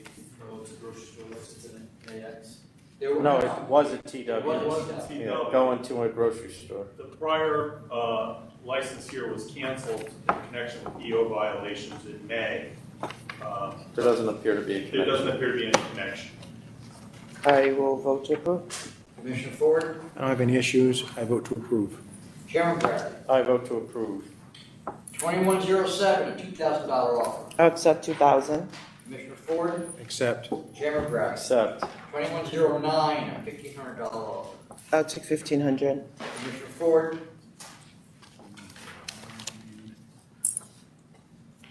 Accept. Chairman Bradley. Accept. 2112, 2114, 2117. Now everybody to hearing. So just before anybody votes, sustain all the charges in the first, sustain all the charges except 18 in the second, and sustain all the charges in the third. But there's no controversion and no letter of mitigation. And the license did expire. Commissioner Fan, I'm at cancel and bond. Commissioner Ford, Cancel and bond. Chairman Bradley. Canceling. 2113, $1,500. I'll go to 1,000. Commissioner Ford, I was at 1,000 too. Chairman Bradley. 1,000.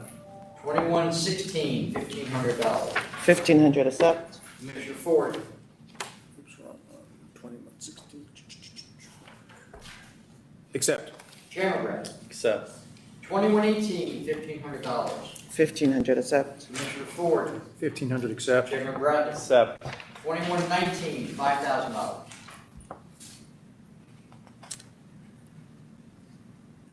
I'm gonna go to 2,500. Yeah, I thought this was a bit high. I do 2,500 too. Chairman Brett. 2,500. 2121, no contest, defaulted pleading. I'm at 1,500. Commissioner Ford. 1,500. Chairman Brett. 1,500. 2122 and 2123 is $6,000 offer. I'm gonna go to 4,000. Commissioner Ford. I'll do 4,000. Chairman Brett. 4,000. 2124, $1,500. 1,500, accept. Commissioner Ford. 1,500, accept. Chairman Brett. Accept. 2125, $1,500. 1,500, accept. Commissioner Ford. Accept. Chairman Brett. Accept. 2126, pleading default. I'm at 2,500. Commissioner Ford. I'll do 2,500. Chairman Brett. 2,500. 2127, $3,500. I'm gonna go to 2,000. Commissioner Ford. That's what I had, 2,000. Chairman Brett. 2,000. 2128, $1,500. I'll take 15. Commissioner Ford. Accept. 15. Chairman Brett. Accept. 2130, $1,500. 1,500, accept. Commissioner Ford. Accept. Chairman Brett. Accept. 2131, $4,000. I'll take it, 4,000. Commissioner Ford. I just want to drop it a little bit. They've been in business since 1995. I'll do 3,000. Chairman Brett. 3,000. 2132, $1,200. 1,200. Commissioner Ford. 132. Oh, accept. Chairman Brett. Accept. 2134, $1,500. I would take 15. Commissioner Ford. Accept. Chairman Brett. Accept. 2135, $6,500. Take 6,500. Commissioner Ford. Accept. Chairman Brett. Accept. 2136, pleading default. I'm at 2,000. Commissioner Ford. Peter Pence here. 2,000. Chairman Brett. 2,000. 2137, offer cancellation of bond claim. Cancel and bond. Commissioner Ford. Accept. Chairman Brett. Accept. 2138 is a no contest plea. I'm at 10,000. 10,000? All right, Commissioner Ford. 10,000. Chairman Brett. 10,000, but what's this, do they have a removal application in, Adam? Didn't you and I talk about this, Gary? Yeah, Do they or no? they said that they did. Yeah, it was filed May 20th, removal to 116/. All right, so I think that part of this fine is that it's got to be 10,000 plus the license stays in safekeeping until that removal is approved. Because they can't have that license go to that other location. So you want them to keep the license in safekeeping? It's in safekeeping right now. Right. We cannot let it out of safekeeping because they're not at the location of the license. They're at their new location, which they moved to without telling us. That's what they're trying to get approval for. So that would be a counter offer then, good, it's. No, it's a no. No, it's a no contest, straight no contest. That's true, yeah, I'm sorry, so it's 10,000 and the license has to stay in safekeeping. Until the removal is approved. Commissioner Ford. I accept that. That means it's coming back here? No. Or just the licensing? Commissioner Okay. Fanning, No, you with that? because Yes, that's fine. licensing has the application now. Once they approve it, they can just tell Tom Okay. to take the condition off. 2139 and 2140, it's a $5,000 offer. I'm gonna accept. Commissioner Ford. Accept. Chairman Brett. Accept. 2141, $1,500 offer. I'll accept 1,500. Commissioner Ford. I was a canceling bond, but I'll accept the 15. Well, they don't pay, they're gonna They want. surrendered already. Yep. Chairman Brett. I would accept. Accept. 2143, $1,500. I'll accept 15. Commissioner Ford. Accept. Chairman Bradley. Accept. 2144, it's a pleading default. I'll take 1,500. Commissioner Ford, 1,500. Chairman Bradley. 1,500. 2145 and 2146, $5,000 off. I'll accept 5,000. Commissioner Ford, Accept. Chairman Brown. Accept. 2147, $1,500 off. 1,500. Commissioner Ford, 1,500. Chairman Brown. 1,500. 2148 and 2149, a $4,000 offer. 4,000, accept. Commissioner Ford, It's 1976 with no penalties at all, violations at all. I do 2,000. Would you do 4,000? Yes. I'll do 2,000. Does every town have an elbow room? I think it does. I think they all have a homestead too, right? Isn't there there's a couple of homesteads go by. 2150 and 2151, we have a request from the attorney asking that be held over. He's on vacation. We hold over for that reason? To 8/18? Is that the right date, 8/18? Yep, you're all good with that? Yeah. Sure. 2152, $6,000 offer. I'll accept 6,000. Commissioner Ford, Accept. Chairman Brass. Accept. 2153, a pleading default. 1,500. Commissioner Ford, 1,500. Chairman Brass. 1,500. 2154, pleading default. I'm at 10,500. Commissioner Ford, It's a first offense First. and a second offense. I was at 7,000. 10,500. I'll go to 10,500 as well, make it unanimous. Sorry, Tom. it's all right. 2155, $1,000. I just had to put a request in for kidding for some money. Commissioner Fan, I'm at 1,500, Tom. Commissioner Ford, 1,500. Chairman Bradley. 1,500. 2156, $2,500. I'll accept 2,500. Commissioner Ford, 2,500, accept. Chairman Bradley. Accept. 2157, $5,000. 5,000, accept. Commissioner Ford, 5,000, accept. Chairman Bradley. Accept. 2158, $3,000. $3,000. I'll accept 3,000. 3,000, accept. Chairman Bradley. Accept. Adam, what happens when you do these? When they're unauthorized trade name, then do we make sure that they actually file for a change, or?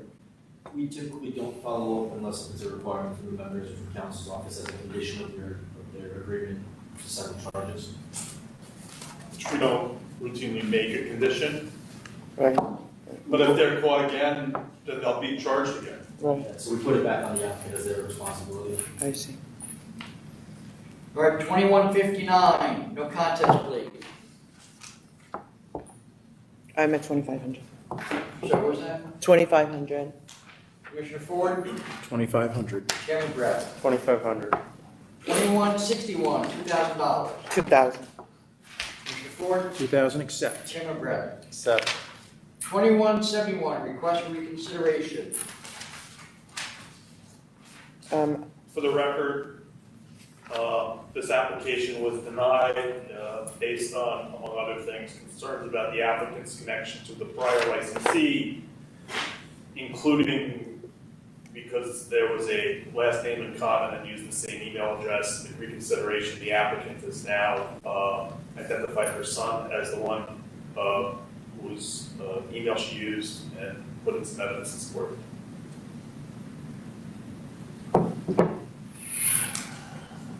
All right, on the request for reconsideration, Commissioner Fan, Yes, I would vote to reconsider. Commissioner Ford, I would as well.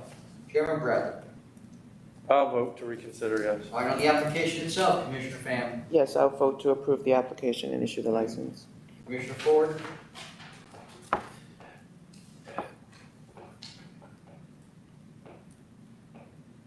Yes, I'll vote to approve recon and approve as well. Chairman Bradley. You both approved, right? Yes. Yes. Okay, I'm voting to deny. I don't believe her. She worked there for 10 months and she's telling me she doesn't know the owner. 2174, request for reconsideration. For the record, this is a license that, there was an offer of $17,500 denied. Actually, it was $10,000. And canceling bond was countered, then $17,500, that was denied. And now there's a second reconsideration, adding a 60-day suspension. The location had a locked room with gambling devices inside. This is It an was caught 5-7 months after they were first licensed. It's an AX license, correct? It's an A, yeah. A? The grocery. A is just beer. No A wine is product. beer, wine products. Commissioner Fan, I'm going to vote no. Commissioner Ford, I'm voting to deny as well. Chairman Brown. I'm voting to deny. Next items, 2181A, B, and C. It's a $20,000 conditional offer. I'm going to accept 20,000. Commissioner Ford, Accept. Chairman Brown. Accept. Next item, 2181D. Proposed advisory. Adam, you want to explain this briefly? So at the last board meeting, we proposed that we are going to be ending municipal notice via email. Commissioner Van indicated that September 1st, an acceptable time period to start that clock for 270 days. The official vote from every member is September 1st date. We proposed earlier because it's something that we had allowed to happen as an accommodation during COVID. We're trying to end that process. Because it is, technically, it is illegal. The law requires active. Under section 110B, email notification is not permitted. So we'll try to get that law changed, but until then, we're stuck with it. So 9-1? Yes. Yes. You all good with that? Yes. Okay. Next, we have 2181E. This has to do with the collection of civil penalties. So you know, we've been deferring them since last March. And what we're proposing to do is to stop that deferment, and Secretary's office will start sending out the notices of disposition. Just so you know, it's not in the advisory, but just as a matter of mechanics. We'll probably not be able to start doing that until September because of staffing. And then we'll start with the current meetings and also the oldest meetings until we start catching up with everybody. And instead of having 28 days, on 45 days to pay. What is the first meeting where we started holding the penalties? It was I was gonna say the last meeting in March, but I think it was actually in April. But then that meeting deferred anything that was already pending. Right, it was retroactive. I see. So To mid-March. So it's from March 2020 that penalties have been, there's been a moratorium. And the way you're going to do it out of your office is the ones that are current are going to get billed immediately. Meaning next time we have a hearing, if you agree to a CNC, that's going out immediately. Plus, you're also then going to pull off the oldest ones, and as you get through them. Okay. And that's all obviously going to take, not significant time, but time, because you only have so many people that can be working on this. That's correct. And then they're going to have, instead of 28 days to pay, when they receive the letter, they'll have 45. 45 days, correct. But the statutory alternative penalty will go into effect if they don't pay. Yeah. Okay. Got it. Got it. Commissioner Fan, you I vote to approve, yes. Commissioner Ford, Thumbs up. Chairman Brown. I approve as well. All right, next is 2181F. This is the advisory regarding safekeeping of licenses. So at this time, licensees were not required to put their license in safekeeping if they were not operating due to COVID. We are going to ask that consideration end within 30 days by 9/1, that they put their license into safekeeping if they intend to still not be operating. That's okay with me. Fine with me. And we'll be bringing forward safekeeping Say that again? We'll be returning to our normal safekeeping requirements pre-COVID. Okay, yeah, I approve as well. As of September 1st. As of September 1st, so. Okay, all right. Starting August 1st, they have a period of 30 days, and everybody who still wishes to intend not to operate should put their license in. Okay, thank you. Got it. So 2181G, this is a proposed advisory regarding the submission of renewal fees. So during COVID, the authority allowed licensees not to pay their renewal fees. Upon submission, they were allowed to operate under SIVA during that time, they filed time and complete. We are seeking that. Meaning we, at the time, said you could defer them. Yes, that Yeah. licensees could defer their payments due to hardships during COVID. We are now going to be requesting that licensees have 90 days to pay their licensing fees for the renewals that were past due. So all renewal fees would become due 11/1. And they're all, the ones who took advantage of this benefit will be notified Yeah, by us. We intend to notify licensees via email and via letter through the mail, indicating that the amount that's due for the renewal period, again, within 90 days. So all monies will be due by November 1st. Okay. You all good with that? Yep. Yes. Yes. Okay. Next, 2181H, this is an advisory regarding conditional approvals. So over the last year plus, the members have allowed licensees who are conditionally approved for licenses to extend beyond the initial 6 months. This advisory is proposing that no licensee be allowed more than 2 6-month extensions from their initial 6 months. But the draft that's before the members is 5. So then we should hold this over. Because that's what is currently in effect. The Okay. members can go with 2, but just so that anybody's watching, Okay. it's, the proposed draft is 5. Based on what currently exists, in existence, okay. So the draft advisory before you is based on an advisory to the members that approved extending the maximum amount of conditional approvals to be 5 total, 4 additional past the original 6 months. I'm gonna ask that we revert back to 2 6-month conditional approval extensions for a total of 18 months total that a licensee is allowed to get with no temporary retail permits being issued after the initial 6 months, should they get the extension, the 2 6-month extensions. And that's going to remain in effect. So this advisory is combining a number of other advisories where we put different things into effect. And one of them is the ability of an applicant with an ST to get extensions, but then lose the permit. Correct. So what's your, Now, I think just so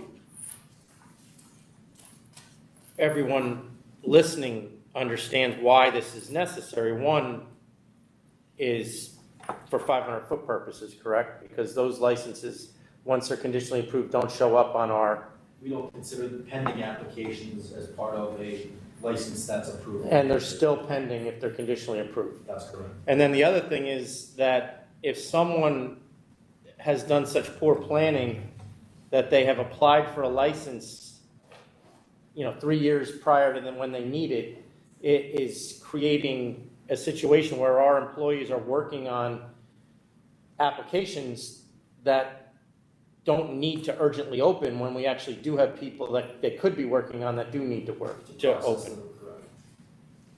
And additionally, at the time that the temporary retail permit's issued, they make a statement to us that they're ready to open and operate, which we consider to be completely ready to open and operate, meaning you have all required permits, certificates, et cetera, in order to run your business. so with the change from 5 to 2, that's what's being presented to you? Yes. Yes. Are we all in agreement with that? Yes. Yes, that's fine. Well, 5 to 2, that's 18 de facto.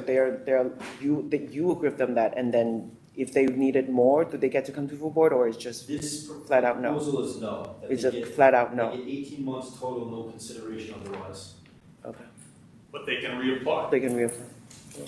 The last item I have is 2181I, and this is essentially, I just went through and all the code advisories, which really are no longer needed or in effect. I personally just wipe them off so they're not on our website, so people aren't confused anymore. There's so many of them. Can we, I agree with all of that, but is there anywhere we can put them so that? No, we So archive- historically, oh, we do, okay. I have it for all the divisional orders, the bulletins, the advisories, okay, we have the active ones which are on the website. The Secretary's office also maintains a copy, the electronic copy of all the ones, I'll call them inactive, right? And we have all those, so if there's ever a request for order request ranking, we have them. Okay. So this is really to and advisories, what, 220-1 all the way through Some, 220-33? they're not all there because some of them, like there's one about I price see. posting, there's one about brand names, those are not on the list because they're Still, they're got beyond. Yep, I see that now. Are we all agree with those then? yes. All Yeah, right. these are all the ones that were enacted, or every one of these was enacted for COVID purposes. Right. With that then, Chairman, I have nothing else. Do you have anything else? No, With that then, this meeting is adjourned. thank you. Can you unplug me?